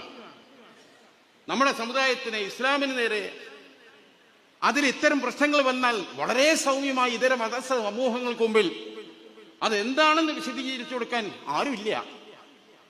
വിശദീകരിക്കണ്ടേ അത് കൂടുതൽ വ്യൂവേഴ്സ് കൂടാൻ വേണ്ടി എരിവും പുളിയുള്ള ഇത്തരം സാധനം. ഇത് കാണാൻ വരുന്ന ആരാണ്? ഒക്കെ മറ്റുള്ള ആളുകൾ. ഞാൻ പറഞ്ഞു വരുന്നത് ഇതൊരു പ്രതിസന്ധിയാണ്. വലിയ ഭീതിജനമായ അന്തരീക്ഷത്തിലേക്ക് നമ്മൾ പോവുക. നിങ്ങൾ എന്താ മനസ്സിലാക്കണേ? ഈ കൊണ്ടുവച്ച ഈ വഖഫിന്റെ നിയമം, ആ നിയമം എങ്ങാനും പാസ്സായി ഇവിടെ ഉണ്ടാകാൻ പോകുന്ന അവസ്ഥ എത്ര ആളുകൾ മനസ്സിലാക്കിയിട്ടുണ്ട്? ഇപ്പൊ എന്റെ ചാലിയത്ത് 16 ഏക്കർ ഭൂമിയാ വഖഫ്. ആയിരക്കണക്കിന് വർഷങ്ങളാ ഈ നാട് ഇവിടം തൊട്ട് വാഴക്കാട് തുടങ്ങി അങ്ങനെ അറ്റ ഇളമരം ആ ഭാഗത്ത് അവിടെ നിന്ന് വരെ മയ്യത്തുകൾ ഒരു കാലത്ത് വെച്ചിരുന്നത് ചാലിയത്താ. ഇവിടെ ഒന്നും സ്ഥലമില്ല. അതിന് ശേഷം കുട്ടോട്ടി വരുന്നേ. അവിടെ ചരിത്ര രേഖയുണ്ട്. ചാലിയാത്തിന്റെ പുസ്തക സമാഹാരമുണ്ട് ചാലിയത്ത്. അതിലെ ഗ്രന്ഥം അറബി മലയാളത്തിൽ എഴുതി വെച്ച ഒരുപാട് കിതാബുണ്ട്. അതിൽ മയ്യത്ത് വരുന്ന റൂട്ടുണ്ട്. മയ്യത്തേറ്റ് വരുന്നവർക്ക് വെള്ളം കുടിക്കാൻ കിട്ടുന്ന സ്ഥലം, ഭക്ഷണം ഉണ്ടാക്കി കൊടുക്കേണ്ട വര, അതൊക്കെ നിശ്ചയിച്ച കണക്കുണ്ട്. ഒരു കാലഘട്ടം ഒരു മനുഷ്യൻ ഏതെങ്കിലും ഒരുത്തൻ വന്ന് ഈ ഭൂമി സർക്കാരിന്റെ നിന്ന് പിടിച്ചെടുത്തതാണ്, കയ്യേറിയതാണെന്ന് പറഞ്ഞ ഒരു പരാതി കൺസേൺ ഡെസിഗ്നേറ്റഡ് ഉദ്യോഗസ്ഥന് നൽകിയാൽ ആ നൽകിയ നിമിഷം തൊട്ട് ആ ഭൂമി തർക്കവസ്തുവായി എന്നാ പുതിയ നിയമത്തിലുള്ളത്. ആ തർക്കവസ്തുവായാൽ പിന്നെ അവിടെ മയ്യത്ത് വെക്കാൻ കഴിയില്ല. എത്ര പേർക്ക് ഇതിന്റെ ഗൗരവം അറിയാം? ലീഗിനിങ്ങനെ ചൊറിഞ്ഞു നടക്കുകയാണ് കിട്ടുന്ന സമയം മുഴുവൻ. വരാൻ പോകുന്ന ഭീകരമായ വിപത്ത് ഈ രാജ്യത്ത് വന്നിട്ട് അതിനെക്കുറിച്ച് എന്തേ പറയണ്ടോ? നിങ്ങൾ ചെറിയ കാര്യമാണിത്. ഇനിയിപ്പോ ഏത് സംഖ്യ കൊടുക്കും? സംഖ്യ കൊടുക്കേണ്ട നമ്മളെ കൂടുതലുള്ളൂ തന്നെ കൊടുക്കും. നമ്മൾ മതസംഘടനകൾ തമ്മിൽ അത്രയും നല്ല ബന്ധമാണല്ലോ, അല്ലേ? തെറ്റി എത്ര വൃത്തികെട്ടവർ, ഇത്ര തെറി മലയാള നിഘണ്ടുവിൽ തുന്തച്ച ഇത്തച്ച ജനിച്ച നാടാത്. വൃത്തികേടിലെ എല്ലാ ഭാഷയും പഠിച്ചു വെച്ചത് വരാ. ആ KM ഷാജി പറഞ്ഞിട്ടില്ലേ, ജീവിതത്തിൽ ഞാൻ പല തെറിയും കേട്ടു. ഒരു പ്രത്യേക വിഭാഗത്തിന്റെ തെറി ഉണ്ടല്ലോ, സഹിക്കാൻ കഴിയില്ല, അതിൽ വിദഗ്ധരാണ്. അപ്പൊ അത്തരത്തിൽ ആളുകളെ പഠിപ്പിച്ച് ആ പരുവത്തിലാക്കിയ ആൾക്കാരുണ്ടല്ലോ, ജോലി ചില്ലറക്കാരല്ല. നിങ്ങൾ ആലോചിക്കുക ഇതിന്റെ ഗൗരവം എന്താണ്? ഏതെങ്കിലും ഒരുത്തൻ ഒരു പരാതി കൊടുത്താൽ ആ നിമിഷം തൊട്ട് മയ്യത്ത് എവിടെ കൊണ്ടുപോയി വെക്കും? ഇത് ചാലിയത്തെ പ്രശ്നം ഉദാഹരണം പറഞ്ഞു, എല്ലായിടത്തും നടക്കൂലേ? എമ്മൊരു അവസ്ഥ നമുക്ക് വരാൻ പോണത്. MP മാരുള്ള ഒരു 4-5 എണ്ണം ഞങ്ങളെ കയ്യിലാണ്. നമ്മൾ ഏറ്റവും ആലോചിച്ച്, ബാക്കിയുള്ളവർ ആലോചിച്ച്, മതേതരവാദികൾ കൂട്ടി ഈ വിപത്തിനെതിരെ ഒരു പോരാട്ടം നടത്താൻ എന്തൊക്കെ ചെയ്യും? അതെല്ലാം ആലോചിക്കേണ്ടത്. അപ്പൊ അതിനിടയിൽ സുപ്രീം കോടതിയിൽ കേസ് വരാൻ, കേസ് എന്നതിൽ ആദ്യം മൊഴി കൊടുത്തത് ആരാണ്? ആദ്യം സ്റ്റാൻഡ് ഡ്യൂട്ടി അടച്ചത് ആരാണ്? ഉണ്ടാക്കണ ചർച്ച ഇപ്പത് രാത്രിയിൽ വാട്സപ്പിൽ. കോൺസെൻട്രേഷൻ ക്യാമ്പിൽ കൊല്ലാൻ കൊണ്ടുപോവുകയാണ് ആൾക്കാരെ ബസ്സിൽ. അപ്പോഴാണ് ആ ബസ്സിന്റെ ഉള്ളിൽ ഡോർ സൈഡിൽ സീറ്റ് ഇട്ടില്ല എന്ന് ഒരാൾ പരാതി പറഞ്ഞത്. അങ്ങനെയുണ്ട്. അമ്മാതിരി അവസ്ഥയെ നമ്മൾ ഇതുവരെ സ്വാതന്ത്ര്യത്തിന് ശേഷം ഇതുവരെ നടന്ന എല്ലാ പോരാട്ടങ്ങൾക്കും നമ്മളാ മുൻകൈ കൊടുത്തത്. പൗരത്വ നിയമം നമ്മൾ കൊടുത്ത കേസിലാ കുടുങ്ങി കിടക്കണേ സുപ്രീം കോടതി. ആ കേസിന്റെ പേരെന്താ പറയുന്നത്? Indian union Muslim league versus union government of India എന്നാ. അതിലാ കുടുങ്ങി കിടക്കണേ. ആസാമിലെ പ്രശ്നം, മനുഷ്യന്മാരെ കൂട്ടത്തോടെ വെടിവെച്ച് കൊന്നും വായിപ്പിക്കുക. അടിയന്തര പ്രമേയം ചർച്ച ചെയ്യണമെന്ന് പറഞ്ഞ ഹാരിസ് ബീരാൻ ഇത് ഇന്നലെ നോട്ടീസ് കൊടുത്തിരിക്കുക. ബുൾഡോസർ പ്രശ്നം, ഇന്ത്യയിൽ എത്ര MP മാരുണ്ട് രാജ്യസഭയിലും ലോക്സഭയിലും കൂടിയിട്ട്? മുസ്ലിം ലീഗ് MP മാരാണ്. UP ബുൾഡോസർത്ത് നിരത്തനാണ് അവിടെ ലീഗാ. ലീഗ് ചേരാത്ത മുസ്ലിങ്ങളാ. എന്നിട്ടും അവർക്ക് വേണ്ടി അടിയന്തര പ്രമേയം വഴി ചർച്ച ചെയ്യാനുള്ള നോട്ടീസ് കൊടുത്തത് അതും ലീഗാ. എല്ലാ വിഷയങ്ങൾക്കും ലീഡർഷിപ്പ് കൊടുക്കുന്ന ലീഗാ. ആ ലീഗിനെ ദുർബലപ്പെടുത്താൻ വേണ്ടി ഈ സമുദായത്തിന്റെ അകത്ത് നിന്ന് ആളെ ഇറക്കി വിടുക, ഇതര സമുദായത്തിലെ ആളുകളെ നാവ് വാടകയ്ക്ക് എടുക്കുക, അല്ലേ? അതല്ല ഇവിടെ നടക്കുന്നത്. ഇനി എന്തൊക്കെ പറയും, എന്തും പറയൂവര്. ഈ പറയുന്ന ആളുകളെ പിന്നാലെ വന്ന് അവരെന്ത് ചെയ്യാണ്? ഇപ്പോ ഒരു പാലാ ബിഷപ്പ് പറഞ്ഞു നർക്കോട്ടിക് ജിഹാദ് നടക്കുന്നതാണ്. എന്താ ഇതിന് കാരണം? ഉദാഹരണം എന്താ? അത്തോളി പ്രദേശത്തുള്ള മുസ്ലിം പേരുകാരായ 2 പേർ, ആ 2 പേർ മുസ്ലിം തന്നെയായ കൊല്ലത്തെ ഒരു സ്ത്രീയെ കൊല്ലത്ത് നിന്ന് തട്ടിയെടുത്ത് കൊണ്ടുപോയി, മയക്കുമരുന്ന് കൊടുത്തു, ബലാത്സംഗം ചെയ്തു. ഇതാണ് നർക്കോട്ടിക് ജിഹാദ്. ആരായ 2 മുസ്ലിം പേരുകാർ? അവരെ ഫേസ്ബുക്കിന്റെ പ്രൊഫൈലിൽ ഞാനൊന്ന് കയറി നോക്കിയെന്ന്, 2 എക്സ് മുസ്ലിംസാണ്. മനസ്സിലായോ? ആര്? Ex Muslims. ഇസ്ലാം വിട്ടവർ നടത്തിയ എല്ലാ തോന്നിയാസവും ജിഹാദായിട്ട് ഓല് ജിഹാദായിട്ടുള്ള ബന്ധം അവസാനിപ്പിച്ച് പോയരാ. ഈ ജനം ടി വി ഇടയ്ക്ക് ചർച്ചയ്ക്ക് വിളിക്കും. ചിലത് പോയി പൊളിച്ചു കൊടുക്കേണ്ടതുണ്ട്, അതിനൊക്കെ ഞാൻ പോയിട്ടുണ്ട്. നമ്മളെ സാക്കിറിനായിട്ടുള്ളിൽ ഇടയ്ക്ക് കാണാം. ഇവര് അത് പറയാൻ കാരണം എന്താ വെച്ചാല് ഇവരെന്നെ വിളിച്ച്, അപ്പൊ ഞാൻ എന്തെങ്കിലും ഒരു കാരണം പറഞ്ഞാൽ വയ്യ, നേരിട്ട് നമ്മളില്ല എന്ന് പറഞ്ഞാൽ മോശമല്ലേ? അല്ല, അന്ന് ചർച്ച സാറൊന്ന് വരും. ആരൊക്കെ ഉണ്ട്? അപ്പോൾ ആളെ പേര് പറയും. മറ്റേ സ്ഥിരം ഇരിക്കുന്ന കുറേ സംഖ്യകളുണ്ട്, ഗുരുമൂർത്തി, അത് ഇത് എന്നൊക്കെ പറഞ്ഞ് ഒരുപാട് സാധനങ്ങളുണ്ട്. അല്ല, ഒന്നും വലിയ വിഷയമുള്ള കേസല്ല. ആരിഫ് ഹുസൈൻ ഉണ്ടായിരുന്നു. ഞാൻ ചോദിച്ചത് ആരാന്ന് വെച്ചാൽ എക്സ് മുസ്ലിമാണെന്ന്. എന്നാൽ ഒരു എക്സ് ഹിന്ദുവിനെയും കൊണ്ടുവരുത്ത്, ഒരു എക്സ് ക്രിസ്ത്യാനിയും കിട്ടി, മറ്റൊരു എക്സ് ജൂതനെയും നോക്കും, ഇങ്ങോട്ട് ഞാൻ വരാറില്ല. ഞാനതും പറഞ്ഞിട്ട് ഞാൻ ഇവർ കൊണ്ടുവന്ന സാധനങ്ങളപ്പോഴൊക്കെ ആലോചിക്കുക. കുറെ എക്സ്, എന്ത് എക്സ്? ഇങ്ങനെ കുറെ സാധനങ്ങൾ കൊണ്ടുവന്നിട്ട് ഇതിൽപ്പെട്ട എക്സാണ് അത്തോളിയിലെ ആ സാധനങ്ങൾ. ഇസ്ലാം വിട്ടവർ അവരെ ഫേസ്ബുക്ക് നോക്കിയാണ്. ഇസ്ലാം വിട്ടുപോയ മനുഷ്യൻ ചെയ്ത പരിപാടിക്ക് അതും മുസ്ലിം സ്ത്രീയാണ്, അതിൽ കൺവെർഷൻ ഒന്നും നടന്നിട്ടുമില്ല. അത് വെച്ചിട്ട് ഞാൻ നർക്കോട്ട് ചെയ്യാന്ന് പറഞ്ഞപ്പോ അയാളെ പോയിട്ട് ഈ വാസവൻ നടക്കുക. എന്നിട്ടോ അദ്ദേഹം പണ്ഡിതനാണ്, കൊട്ട റിവാർഡാണ്, പണ്ഡിതനായ മനുഷ്യനാണ്. ആരാ? മുഖ്യമന്ത്രിക്ക് വേണ്ടിയാണ് വരണം. മുഖ്യമന്ത്രി ചോദിക്കാതെ വാസനാണെങ്കിൽ മൂത്രം ഒഴിക്കാൻ പോലെ ആള്. ഇപ്പൊ ദേ മരത്തിന് എന്താ പൊന്തിച്ചു പറയാ? നിലപാട് പറയാൻ ആർജവം കാണിക്കുന്നവനാണ്, ആരെയും ഭയക്കാത്തവനാണ്. അതെന്നെയാണ് IBയുടെയും ബാബു MLAയും പറഞ്ഞതായി എന്നോട് അവതാരകർ ചോദിച്ചു. പോലും പറഞ്ഞതാണ് നിലപാട് പറയാൻ ആർജവമുള്ള. ഞാൻ പറഞ്ഞ അയാൾ പറയുന്നത് നിലപാടാ? അയാൾ തെമ്മാടിത്തല്ലേ വിളിച്ചു പറഞ്ഞു. ഈ തെമ്മാടിത്തെ വിളിച്ചു പറയുന്നത് ആർജവാന്ന് പറയുകയാണെങ്കിൽ ഈ ബാബുവും ഹൈഡറും ചെയ്തത് തെറ്റാ. ഒരു മതനിരപേക്ഷ പാർട്ടിയിൽ നിന്നുകൊണ്ട് അങ്ങനെ പറയാൻ പാടില്ല. നിങ്ങൾക്ക് എന്താ മതനിരപേക്ഷ സമൂഹത്തിന് വോട്ട് വേണ്ടതെന്ന് വെച്ചാൽ കോൺഗ്രസ് അംഗീകരിച്ചിട്ട് തോന്നിയാസം ചെയ്താൽ ഉണ്ടാക്കാൻ പറ്റുമോ? ഇതിനൊന്നല്ലല്ലോ. ഇവിടെ ഈ വെള്ളാപ്പള്ളിക്ക് എത്ര വോട്ടുണ്ട് പറയട്ടെ? ഇവർ ആരൊക്കെ തോൽപ്പിക്കാൻ ശ്രമിച്ചത് കയ്യും കണക്കുണ്ടോ? ഇവർക്കൊന്നും ഒരു പുണ്ണാക്കും വോട്ടുമില്ല. ഈ IBക്കും ബാബുവിനൊക്കെ കിട്ടിയ വോട്ട് മതനിരപേക്ഷ സമൂഹത്തിന്റെ വോട്ടാ. ആ മതനിരപേക്ഷ സമൂഹം ഒന്നടങ്കം വെറുക്കുന്ന വ്യക്തിയാണ് ഈ വർഗീയവാദി വെള്ളാപ്പള്ളി. അത് നിങ്ങൾ മനസ്സിലാക്കണം. ആ വെള്ളാപ്പള്ളിയൊക്കെ താങ്ങാൻ പോയാലുണ്ടല്ലോ അത് അപകടം ചെയ്യും, മനസ്സിലാക്കണം. എന്നിട്ട് അയാളെ പ്രസംഗം മറ്റൊന്നും കൂടി ഉണ്ട്. എന്താ പറയണത്? ഇതാ, ഈ ഈഴവനെ SNDPക്കാരൻ ആരും പരിഗണിക്കുന്നില്ല. കോർപ്പറേഷനിലെ തെരഞ്ഞെടുപ്പ് എടുക്കുമ്പോൾ മുനിസിപ്പാലിറ്റിയിൽ ഇടിച്ചു കയറണം. SNDPക്കാരൻ സ്ഥാനാർത്ഥിയായിട്ട് നിന്നിട്ടുണ്ടല്ലോ. അടൂർ പ്രകാശ് ആരാ? SN ട്രസ്റ്റ് ബോർഡിന്റെ ബോർഡ് ഓഫ് ഡയറക്ടറാണ്. ആരാണ് അടൂർ പ്രകാശ്? ആരാ മകന? അഡ്വക്കേറ്റ് കുഞ്ഞിരാമന്റെ മോനാ. ആരാ അഡ്വക്കേറ്റ് കുഞ്ഞിരാമൻ? അഡ്വക്കേറ്റ് കുഞ്ഞിരാമൻ എന്ന് പറഞ്ഞാൽ ശ്രീനാരായണ ഗുരു SNDPന്റെ പ്രസിഡന്റ് ആകുമ്പോൾ വൈസ് പ്രസിഡന്റാ. അപ്പൊ സ്ഥാപക വൈസ് പ്രസിഡന്റിന്റെ മകനും SN ട്രസ്റ്റ് ബോർഡ് മെമ്പറുമായ അടൂർ പ്രകാശിനെ തോൽപ്പിക്കാൻ പരസ്യമായി ഇറങ്ങിയ വിദ്വാനത്. ഇങ്ങോട്ടാ പറഞ്ഞ SNDPക്കാരും സീറ്റ് കൊടുക്കില്ല, കൊടുത്ത സീറ്റിലൊക്കെ തോൽപ്പിക്കാൻ നടക്കുന്ന ഇയാളാ. അങ്ങനെ ആളുകളൊന്നും ഞങ്ങൾക്ക് നേരെ പറയാം. കാന്തപുരം കുന്തം തീർന്നാലും എനിക്ക് പ്രശ്നമില്ല, ഇതിന് പറയാം. ഞാൻ ചോദിച്ചു, 30 കൊല്ലക്കാലം ഇതിന്റെ സെക്രട്ടറി നടന്നിട്ട് എന്താ നിങ്ങൾ ഈഴവർക്ക് ഉണ്ടാക്കിയത് ചോദിച്ചു. നിങ്ങളെ സ്ഥാപനങ്ങൾ R ശങ്കറിന്റെ കാലത്തുണ്ടാക്കിയ കെട്ടിടം അങ്ങനെ തന്നെ നിൽക്കുക, എപ്പോഴത് പൊളിഞ്ഞു വീഴുക എന്നുള്ള അറിയില്ല. ഒരു പുതിയ ബ്ലോക്ക് ഇതുവരെ ഉണ്ടാക്കിയിട്ടില്ല. ചില്ലറ വാങ്ങിക്കൊണ്ട് ആളെ വെച്ച് പോകുക എന്നല്ല, വേറെ ഒന്നും നടക്കണില്ല. ഒരു പുതിയ കോഴ്സും ഇല്ല. മാത്രമല്ല ഈ സർക്കാർ ഇത് ദാനമായി വാങ്ങിയ സ്ഥലത്ത് വെച്ച ഈ പള്ളിപ്പൊളി കെട്ടിടം ഉണ്ടല്ലോ, ഈ കെട്ടിടം മൊത്തം പണയം വെച്ചിട്ട് ബാങ്കിൽ നിന്ന് ലോൺ എടുത്തിട്ട് മൈക്രോ ഫിനാൻസ് തുടങ്ങി. ഒരുപാട് ഏറെ ആ ലോണ് കുടുക്കി. ഇന്ന് 28 സ്ഥാപനങ്ങളും ജപ്തിയിലാണ്.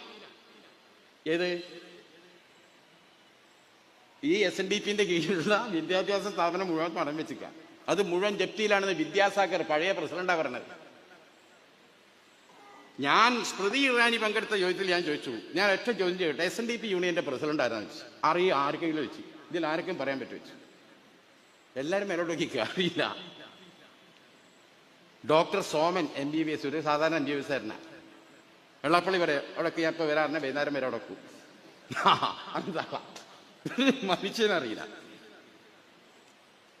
എന്നിട്ട് ഇങ്ങനെ പറയുക, ഞമ്മക്ക് വെള്ളാപ്പള്ളിയോടല്ല പ്രശ്നം, വെള്ളാപ്പള്ളി ഇറക്കി വിട്ട് ഈ നിമിഷം വരെ മുഖ്യമന്ത്രി അഭിനയിച്ചില്ലല്ലോ. എന്നൊരു പാർട്ടി സെക്രട്ടേറിയറ്റിൽ നിന്ന് ഒരു തലിം വല്ലാത്ത പ്രശ്നം, ആളെ പേരൊന്നും പറഞ്ഞില്ല, ആരും സംശയിക്കാൻ. അപ്പൊ ഗോവിന്ദ മാഷോട് ആരോ ഫോൺ എടുത്ത് ചോദിച്ചത്രേ, അല്ല വെള്ളാപ്പള്ളിന്റെ പരിപാടിക്കെതിരെയല്ലേ നിങ്ങൾ സമരം? അതെ, വ്യക്തികളെ പേര് ഞങ്ങൾ പറയാറില്ല. ഉദാഹരണമായി നരേന്ദ്രമോദിയുടെ പേര് ഞങ്ങൾ പറയാറില്ലല്ലോ. കേന്ദ്ര സർക്കാർ എന്തേ പറയുന്നത് പരാമർശിക്കാറില്ല, അത് ഞങ്ങളോട് ലൈരം എന്നാ പറഞ്ഞത്. അപ്പൊ ഏതായാലും ഈ RSS, police, Pinarayi, Marxist, fascist, ഇതൊക്കെ ഗ്രൂപ്പ് ഓഫ് ചോയ്സസ്, ഇതൊക്കെ ഒരു ടീമാണ്. അതിവിശദമായ ഒരു ലഘുലേഖ കാര്യങ്ങൾ ഈ സമ്മേളനം സംബന്ധിച്ച് ഇവിടെ തയ്യാറാക്കുന്നുണ്ട്. ആ ലഘുലേഖയ്ക്കുള്ള എല്ലാ കണ്ടന്റും നമ്മളിവിടെ കൊടുക്കുന്നുണ്ട്. വായിക്കാൻ പോകുന്ന സാധനം ആയതുകൊണ്ട് ഞാനതിൻ്റെ ഓരോരോ സംഭവങ്ങളും പ്രത്യേകമായി എടുത്തു പറയുന്നില്ല. ഈ പ്രമേയം അതിഗൗരവമായി ചർച്ച ചെയ്യപ്പെടേണ്ടതാണ്, എല്ലാ വീടുകളിലും എത്തിക്കേണ്ടതാണ്. മുസ്ലിം ലീഗിന് അതിൻ്റെ ടൈമാക്കും. ലീഗ് അല്ലാതെ വേറൊരു വഴി നമ്മളെ മുമ്പിലില്ല എന്ന് സമുദായത്തിന് മൊത്തം മനസ്സിലാക്കിയൊരു സമയമാണ്. ഒരു കൂട്ടുകെട്ടും മുന്നണിയും കോൺഗ്രസും ആരും വേണ്ട, ഒറ്റയ്ക്ക് പോയി ഞങ്ങൾ എന്താക്കും, സമുദായത്തെ രക്ഷിച്ച് കളഞ്ഞു. ഇവർ നടത്തിയ ചില ബടായികളാണ് നമ്മൾ കിടന്ന് വേർക്കണത്. അത് നിങ്ങൾ 940 ആകുമ്പോഴത്തേന് ഇന്ത്യ ഇസ്ലാമിക രാജ്യമാക്കും. ഏതൊരു കഴുത പറഞ്ഞാണ് ഈ മറ്റേ പോപ്പുലർ ഫ്രണ്ടിൻ്റെ അല്ലേ, അതിൻ്റെ പേരിൽ നിങ്ങൾ നോക്കി അത് വലിയ വിശ്വസിച്ചെടുക്കുക. ഞാൻ പറഞ്ഞു രാജ്യസഭയിലും ലോക്സഭയിലും മൃഗീയ ഭൂരിപക്ഷം BJPക്ക് കിട്ടി. എന്നിട്ട് ഓൾക്ക് ഇന്ത്യൻ ഹിന്ദു രാഷ്ട്രമൊക്കെ കഴിയില്ല. പിന്നെയാണ് ഒരു പഞ്ചായത്ത് പ്രസിഡന്റ് പോലും ആകാത്ത ജമാഅത്ത് ഇസ്ലാമി 5 കൊല്ലം കൊണ്ട് ഇന്ത്യൻ ഇസ്ലാമിക രാജ്യമാക്കുമെന്ന് പറഞ്ഞ് തലയിൽ മൂക്കി കീഴ്പ്പെട്ടുള്ളവരാണ് വിശ്വസിക്കുന്നത്. നമ്മളത് ചോദിച്ചത്. പക്ഷെ എന്നാലും ഇങ്ങനെ ഈ ബടായി പറഞ്ഞിട്ട് പോയ ആൾക്കാരുണ്ട്. എന്താ പോലെ സ്ഥിതി? അത്ര സന്തോഷമുള്ള സ്ഥിതിയാണോ? നമ്മളതിൽ സന്തോഷിക്കുന്നില്ല. കിടക്കുക തിഹാർ ജയിലിൽ കാലം കുറയും. ആദ്യം ഞങ്ങൾ പറഞ്ഞു ഒറ്റയ്ക്ക് കാട്ടുപോയ പുലി പിടിക്കുന്നു. ഞങ്ങളതാണ് ഒരു ഭാഗത്ത് കോൺഗ്രസിനും കിട്ടാവുന്ന സംവിധാനങ്ങളൊക്കെ ഒരു റിംഗ് റൗണ്ട് ആക്കി അതിൻ്റെ ഉള്ളിൽ കൂടി ഇങ്ങനെ നടന്നിക്കണത്. മനസ്സിലായോ? നിങ്ങൾ ഞങ്ങൾക്ക് ധൈര്യം പോരാ, മറ്റേ പോരാൻ തന്നെ ഒറ്റക്കിറങ്ങിയതാ. ഒറ്റക്കിറങ്ങിയ എന്ത് സംഭവിച്ചു? അത് സംഭവിച്ചു. ആ സംഭവിച്ചതിൽ ഞങ്ങൾക്ക് ദുഃഖമുണ്ട്. നിങ്ങൾ കാരണം നിങ്ങളെ കുടുംബം കണ്ണീരാ. നിങ്ങൾക്ക് അല്ലാഹു അക്ബർ അതിൻ്റെ ഉള്ളിൽ വിളിച്ചു ഉത്തരാൻ മതി. ഒരു കുട്ടിനെ കല്യാണം പോലെ ആലോചിച്ച് ബാപ്പ ജയിലിൽ നടക്കുമോ? ഒറ്റയ്ക്ക് ഇങ്ങനെ വെല്ലുവിളിച്ച് പോയാണ്ടാകുന്ന അവസ്ഥയത്. ഈ ഭരണകൂടത്തിന്റെ കയ്യിൽ എന്തും ആയുധമാണ്. ഇപ്പൊ നമ്മളൊക്കെ അത് വിളിച്ച് ഭയങ്കര ഭീഷണിയാണ്. ഞാൻ പറഞ്ഞു എലത്തൂർ സംഭവം നമ്മൾ ഇന്ന് വരട്ടി പിടിച്ചകത്തോടും മതിന് കടന്നേരിയാവും. ഒരു MDI വരും, തൂക്കിയെടുത്താൽ പിന്നെ പുറലോകമുള്ള പോലീസിനോടാ കളി. നോക്കടാ നമ്മളോടെ ദിവസം ഇത് കേട്ടുകൊണ്ടിരിക്കുക. നിങ്ങളെ വിചാരം ഉണ്ടാവും ഇത് നല്ലൊരു സുഖമുള്ള പരിപാടിയാണ്, ഇത് TV പോയി ഇരിക്കുന്നത് അല്ലേ, നല്ല തുണിയും കുപ്പായൊക്കെ ഇട്ട് ഇങ്ങനെ ഉത്തരവ് ഭയങ്കര രസമാവും. നമുക്ക് 4-5 ആൾക്കാരുടെ മുമ്പിൽ വിചാരണയ്ക്ക് കിടന്നു കൊടുക്കുക. എപ്പോഴും അടി കിട്ടാന്ന് പറയാൻ പറ്റില്ല. എന്തെങ്കിലും ഒരു ദിവസം ഉത്തരം മുട്ടുന്ന ദിവസം ഉണ്ടാവും. അന്ന് നമ്മളെ കഥ കഴിയും ചെയ്യും. അത് നിങ്ങൾ തന്നെ പറയും ഈ നായിൻ്റെ മോനാണ് അവിടേക്ക് വിട്ടത് അല്ലേ, ചോദിക്കും നിങ്ങൾ. കാരണം ഈ സമുദായം തെറ്റിയാൽ എന്താണെന്ന് നമ്മൾ നേരത്തെ കാണുന്നുണ്ട്. ഇവിടെ നടക്കുന്ന ചർച്ച. അതുകൊണ്ട് പലരും പ്രസംഗിച്ച് നടക്കില്ല. അവിടെ പേര് ആരും ഇടപെടില്ലല്ലോ. അത്രയും മണിക്കൂർ പ്രസംഗിച്ച് പോകാം. ഇതൊരു മുൾമുനയിലാണ്. നമ്മൾ പോണ സമുദായത്തിന് വേണ്ടിയാണ്. അള്ളാന്റെ അടുത്ത് നിന്ന് പ്രതിഫലം കിട്ടും സത്യം വിളിച്ചു പറഞ്ഞാൽ എന്ന നിലക്ക് തന്നെ പോകണം. ഒരു ലക്ഷ്യം വേണ്ട. രാത്രി കിടക്കാൻ കഴിയില്ല, പോലീസിന്റെ ഭീഷണിയാണ്. പല നിലക്കുള്ള ഭീഷണിയാണ്. BJP മുണ്ടാൻ പാടില്ല. മുണ്ടിയാൽ ഇന്ത്യ ബാങ്കിൽ ആരെത്തും? ED എത്തും. എത്രയോ തവണ എത്തി. മാനേജർ പറഞ്ഞു നോക്കി, ഈ സാധുവിന്റെ സ്ഥാനം നിങ്ങൾ കണ്ടതല്ലേ. അപ്പോൾ പറഞ്ഞു ഞങ്ങൾക്കറിയാം, ഞങ്ങളിപ്പോൾ എത്ര വട്ടായി ഇവിടുന്ന് പോകണം. പക്ഷെ അവിടുന്ന് ഇങ്ങനെ ആസ്ഥാനത്ത് നിന്ന് വിളിക്കുക. എന്ത് ചെയ്യാൻ? ഈ മനുഷ്യൻ ഫുള്ള് ലോണാന്നുള്ളത് ഞങ്ങൾക്കറിയാം. ഇതിനെ എവിടെ പിടിക്കാനാണ്? ഉള്ള കേൾക്കണങ്ങളേ. അപ്പൊ അതാണ് പലരെയും നിഷ്ഫലമാക്കുകയാണ്. മുണ്ടാൻ പാടില്ല, മുണ്ടേ പേടിപ്പിക്കുകയാണ്. പക്ഷെ ആ പേടിപ്പിക്കൽ കാര്യം തവക്കലത്ത് വരെയുള്ള എന്ന് വിശ്വസിച്ച് ജീവിക്കുന്ന ഒരു വിശ്വാസിയായ മുസൽമാൻ ഇതൊന്നും ഒരു പ്രശ്നമല്ല. മനസ്സിലായോ? അത് എന്നാ വെച്ചാൽ അള്ള നിശ്ചയിക്കുന്ന രീതി നടക്കും. ഞാൻ പറഞ്ഞു വരുന്നത് ഇത് പോരാട്ടം തന്നെയാണ്. പോരാടും എന്തു വേണം? അവിവേകം കാണിക്കരുത്. ഞാൻ എല്ലാവരും ഒറ്റക്കണ്ട് ശരിയാക്കാന്ന് അറിഞ്ഞ് പോകരുത്. നല്ല ചങ്ങാതിമാരെ കൂടെ കൂട്ടണം, ചതിക്കാത്തവരെ കൂടെ കൂട്ടണം, വിശ്വസ്തരെ കൂടെ കിട്ടണം, എന്നിട്ട് ഫൈറ്റ് നടത്തണം. ഇന്ത്യൻ രാഷ്ട്രീയത്തിൽ മുസ്ലിം ലീഗ് അങ്ങനെ ചെയ്യണേ. കൂട്ടാവുന്ന വിശ്വസ്തരെ, നമ്മളെ സ്നേഹിക്കുന്ന, നമ്മൾ ഉൾക്കൊള്ളുന്ന, നമ്മൾ അംഗീകരിക്കുന്ന, നമ്മൾ പറഞ്ഞ ആവശ്യങ്ങൾ കഴിയാവുന്നതൊക്കെ ചെയ്തു തരുന്ന ഒരു നല്ല പാർട്ണർ നമുക്കുണ്ട്. അതിൽ മോശപ്പെട്ട മനുഷ്യന്മാർ പല സ്ഥലത്തും കണ്ടേക്കാം. അവരോട് ചിലക്കാവും പറയും, നമ്മളെ ലൈൻ മാത്രം എടുത്താൽ മതി. അങ്ങനെ വിശാലമായ ഇന്ന് ഒരുപാട് കക്ഷികൾക്കിടയിൽ നമ്മളൊക്കെ ഇന്ത്യ മുന്നണി തന്നെ ചെറിയ സാധനമല്ല. 10-26 കക്ഷികളിൽ ലീഗുണ്ട്. ഞങ്ങൾ മനസ്സിലാക്കണം. ഇന്ത്യ രാജ്യത്തിന്റെ സുപ്രീം കോടതിയിൽ മുസ്ലിം ലീഗിനെ നിരോധിക്കണമെന്ന് പറഞ്ഞ ഹർജി വന്നു. സുപ്രീം കോടതി നമുക്ക് നോട്ടീസായി. 75 കൊല്ലത്തെ നമ്മുടെ പ്രവർത്തന റിപ്പോർട്ട് നമ്മളാണ് കൊടുത്തു. വായിച്ച ബെഞ്ച് പറഞ്ഞെന്താ? സുപ്രീം കോടതി ഇത് നിരോധിക്കേണ്ട പാർട്ടിയല്ല എന്ന് പറഞ്ഞ് ഹർജിയാണ് തള്ളി. ഇന്ത്യയിൽ നിയമനിർമ്മാണം എന്ന് പറഞ്ഞാൽ ഏതാ? ലോക്സഭയിലും രാജ്യസഭയിലാണ് നിയമനിർമ്മാണം നടക്കുക.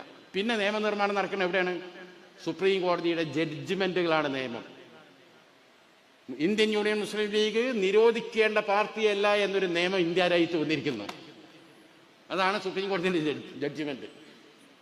അത്രമാത്രം ദേശീയ തലത്തിലും അംഗീകാരം കിട്ടിയ ഒരു പ്രസ്ഥാനം എന്ന നിലയ്ക്ക് എന്തെല്ലാം ആരോപണങ്ങൾ പ്രകോപിപ്പിക്കാൻ പല മേഖലയിൽ നിന്ന് വന്നാലും ആ പ്രകോപനത്തിന് വശം വരാതെ വെള്ളാപ്പള്ളി എന്തെങ്കിലും തോന്നിയാസം പറഞ്ഞാൽ വെള്ളാപ്പള്ളിക്ക് പള്ള നിറച്ചും കൊടുക്കുക, അല്ലാതെ ഈഴവ സമുദായത്തിലേക്ക് പോകരുത്. ആരായാലും ഇപ്പൊ BJP ഒക്കെ എന്ത് ചെയ്യും? മുഹമ്മദ് നബീനെ ഭയങ്കര മോശമാക്കി പറയും. സ്ത്രീ ലംബടനാണ്, മറ്റേ ലംബടനാണ്. അന്നേരം നിങ്ങളെ ശ്രീകൃഷ്ണൻ മോശക്കാരനാണെന്ന് ചോദിക്കാൻ പാടുള്ളൂ. അത് പറഞ്ഞിട്ടില്ല പോലെ ആവശ്യം. ശ്രീകൃഷ്ണൻ 1000 കല്യാണം കഴിച്ച ആളല്ലേ, അത്രയൊന്നും മുഹമ്മദ് കഴിച്ചിട്ടില്ലല്ലോ എന്നൊരു മറുപടി ഒരുത്തൻ പറഞ്ഞ എന്താ സ്ഥിതി? ഇപ്പൊ തന്നെ നമ്മളെ ജിഫ്രി തങ്ങളോ കാന്തപുര ഉസ്താദോ ഏതെങ്കിലും ഒരു മഹിളയർ വന്ന് മുസ്ലിം പെണ്ണുങ്ങളോട് പറയും നിങ്ങളെല്ലാവരും കുറച്ച് പ്രൊഡക്ഷൻ കൂട്ടണം, പെറ്റ് കൂട്ടണം എന്ന് പറഞ്ഞാൽ എന്തായിരിക്കും? എല്ലാ ജനാധിപത്യ മഹിളാ അസോസിയേഷനും റോട്ടുമേലുണ്ടാവും അല്ലേ? എല്ലാ തള്ളാരും വന്ന് റോട്ടിൽ ഉരുണ്ട് കളിക്കും. നമുക്കറിയാം. ഈ പ്രാന്തം വെള്ളാപ്പള്ളി പറഞ്ഞുകൊണ്ട് ആർക്കും കുഴപ്പമില്ല. ജനാധിപത്യ അസോസിയേഷനിലൊന്നും ഇല്ല ഒരു ചുറ്റി. നിങ്ങളെന്താ പ്രതിഷേധിക്കാത്തതെന്ന് ചോദിക്കണേ. ഏതെങ്കിലും ഒരാളാ സംഘടനയിലുണ്ടോ? ഒന്നുമില്ല. ഇത് മൊത്തം എന്താണ്? മുസ്ലിം പേടി ഉണ്ടാക്കുക. ചാനലുകാർ എന്താണ്? മുസ്ലിം ലീഗ് ഇത്തവണ സീറ്റ് കൂടുതൽ ചോദിക്കും. കൂടുതൽ സീറ്റുകൾ ചോദിക്കാനും പിടിമുറുക്കാനും മുസ്ലിം ലീഗ് ബ്രേക്കിംഗ് എന്ത് പിണ്ണാക്കാതെ ഞാൻ അവരോട് ചോദിച്ചു. ഇത്തവണ മുസ്ലിം ലീഗിന്റെ 27 സീറ്റ് മത്സരിക്കുന്നു. അതിൽ 17 സീറ്റ് പിടിച്ചെടുക്കാൻ കോൺഗ്രസിൽ വലിയ ശ്രമം എന്ന് പറഞ്ഞ ന്യൂസ് തങ്ങൾ കൊടുക്കാത്ത വെച്ചത്. അങ്ങനെയൊന്നും കൊടുക്ക്. അതല്ല ലീഗ് പോടിപ്പി. ഇത് പേയ്മെന്റ് റിപ്പോർട്ടർ ചാനലിലൊക്കെ കൃത്യമായി പേയ്മെന്റ് ചെയ്ത്. കാരണം അയാളെ വനമുറി കേസ് മറ്റേ അവിടെ കിടക്കുന്നുണ്ട്. എല്ലാവരും ചോട്ടിലും സൈരുദ്ദീൻ പറഞ്ഞ അരി എന്താണ്? കാലെടുക്കാൻ വയ്യ, അതിന്റെ അടിയിൽ എത്രയാണ്? ₹1 പൈസ ഉണ്ട്. അതാണ് അത് ചോട്ടി പിടിച്ചിക്ക. വിളിച്ചിട്ട് വരില്ല. ജയറാം വിളിക്കുക, ഇങ്ങോട്ട് വാതാൻ, എനിക്കിപ്പോൾ വരാൻ കഴിയില്ല. എന്താണ് കാലിലെ ചോട്ടില് ഏതോ ഒരാളെ പൈസ വീണുണ്ട്, അവരോട് ചവിട്ടി വെച്ചാൽ അയാൾ അവിടുന്ന് പോയിട്ട് വേണം എടുക്കാൻ. ഇത് പറഞ്ഞതുപോലെ മുഴുവനും ഇവിടെ കംപ്ലീറ്റ് അത്തരത്തിലുള്ള ഒരു ഡീലിലേക്കാണ് പോകുന്നത്. ഭീതി ഉണ്ടാക്കും. എങ്കിലും സന്ന മഞ്ചേരി സ്ഥാനാർത്ഥി ചെയ്ത് ഏതോടത്തും പ്രഖ്യാപിച്ചു. എന്താ ഞാൻ ചെയ്യാ? പിന്നെ ഒരുപാട് സ്ഥാനാർത്ഥികളെ ലിസ്റ്റിൽ വന്നിട്ടുണ്ട്. മണ്ഡലത്തിന്റെ പേര് മാറിയിട്ടുണ്ട്. പിന്നെ നിരന്തരം നടക്കുകയാണ്. എന്ത് കൺഫ്യൂഷൻ ഉണ്ടാക്കുകയാണ് ലീഗിന്റെ ഉള്ളിൽ. ഇന്നാളെ മാറ്റും, ഇന്നാളെ മാറ്റൂല, ഇന്നാൾക്ക് സീറ്റ് കൊടുക്കും, ഇന്നാൾക്ക് കൊടുക്കൂല. സമസ്ത അങ്ങനെ ആൾക്കാരെ പേര് പറഞ്ഞു ഇന്നാളെ പറ്റൂലെന്ന് സമസ്ത നേരത്തെ പറഞ്ഞു. 27 സീറ്റാണ് ചോദിക്കാൻ പോണത്. 6 മന്ത്രിസ്ഥാനം, 6ാം മന്ത്രിസ്ഥാനത്തെ കുറിച്ച് ആലോചിക്കാൻ ലീഗ് തത്വത്തിൽ തീരുമാനിച്ചു കഴിഞ്ഞത്രേ. മരണം തന്നെ കിട്ടണ്ടേ? ഇവിടെ ഇങ്ങോട്ടല്ലേ ദൂരക്കര് ഒക്കെ ഭീതി. ലീഗ് ഇവിടെ വില്ലനാണ്, ലീഗ് ഇവിടെ വമ്പനാണ്. ലീഗിന്റെ ഒരു ഭരണം വന്നാൽ ലീഗിന്റെ അപ്രമാദിത്താണ് വരിക. അതാണല്ലോ മുമ്പ് പറഞ്ഞത്. അമീറും കുഞ്ഞാലിക്കുട്ടിയും അഫ്സനും നാട് ഭരിക്കാൻ പോകുന്നു. കൊടിയേരി പറഞ്ഞു അതിൻ്റെ അർത്ഥം എന്താ? മുസ്ലിങ്ങൾ നാട് ഭരിക്കാൻ പോവാണ്, നിങ്ങൾ നോക്കിക്കാണോന്നാ ക്രിസ്ത്യാനികളോടും ഹിന്ദുക്കളോടും. സത്യത്തിൽ സംഘപരിവാറും BJP-ക്കാരും വരെ ഇന്നുവരെ പറയാത്തൊരു സാധനമാണ്. എന്നാ ഇത് പറഞ്ഞിട്ടൊന്നും ഈ മാപ്പിള സഖാക്കൾക്ക് ഒരു കുലുക്കില്ല കേട്ടോ. ഇവരമാർ ഇത്ര പൊട്ടന്മാർ വേറെ ഒരു വർഗം ഉണ്ടാവില്ല. ഒച്ചയ്ക്ക് പറയുമ്പോൾ ഒരു കലാപം ഉണ്ടാക്കണ്ട. അങ്ങനെ ഞങ്ങളുടെ സമുദായത്തെക്കുറിച്ച് നിങ്ങൾ പറയരുത്. മുസ്ലിങ്ങൾ നാട് ഭരിക്കാൻ പോവുക എന്ന പ്രതീതി ഉണ്ടാക്കാൻ പാടില്ല എന്നതിൻ്റെ പറയാൻ ചേട്ടി ജലീൽ നാവ് പൊങ്ങോ, അബ്ദുറഹ്മാൻ നാവ് പൊങ്ങോ, വേറെ ആരെങ്കിലും നാവ് പൊങ്ങോ? ഒന്നും പൊങ്ങൂല. അടിമത്താണ് അവിടെ. ഏമ്പാൻ പറഞ്ഞാൽ കേട്ടോളാം. പഴയ ജന്മിന്റെ മാതിരി നിൽക്കുക. മനസ്സിലേക്ക് ഒരു ഏക് ദിൻ കാ സുൽത്താനായി പിണറായി എന്നൊരു ബിംബം അവിടെ നിൽക്കുക. അതിന്റെ കീഴിലെല്ലും. അപ്പൊ ഞാൻ പറഞ്ഞു വരുന്നത്, വലിയ മുസ്ലിം ഭീതി ഉണ്ടാക്കുന്നു. ലീഗ് ഇവിടെ പിടിച്ചടക്കി തമർത്താൻ നോക്കുന്നു. അതുകൊണ്ട് പരമാവധി ലീഗ് അധികാരത്തിലെത്തിയാൽ എന്തോ ഇവിടെ സംഭവിക്കുമെന്ന ഭീതി സൃഷ്ടിച്ച് തെക്കൻ മേഖലയിലും മധ്യ കേരളത്തിലും വമ്പിച്ച രീതിയിൽ ധ്രുവീകരണം ഉണ്ടാക്കാനുള്ള ഒരു ശ്രമം നടക്കുന്ന കാലത്ത് വളരെ ജാഗ്രതയോടെ, വളരെ പക്വതയോടെ രാഷ്ട്രീയം സംസാരിക്കാനും പ്രവർത്തിക്കാനും നമുക്ക് സാധിക്കണം. അതിന് സമ്മേളനങ്ങൾ, വിവിധതരം ചർച്ചകളും വിവിധ സ്ട്രാറ്റജികളും, അടുത്ത തെരഞ്ഞെടുപ്പുകളിൽ അത് പഞ്ചായത്താകട്ടെ നിയമസഭയാകട്ടെ വലിയ പെർഫോമൻസിൽ നമുക്ക് വിജയം നേടിയെടുക്കാൻ, നമ്മളെ സഖ്യകക്ഷിയെ വിജയിപ്പിക്കാൻ എന്ത് ചെയ്യണം എന്നതിൻ്റെ ചിന്തകളും ചർച്ചകളും ഈ സമ്മേളനത്തിൽ നടക്കട്ടെ. സമ്മേളനത്തിന് എല്ലാവിധ വിജയാശംസ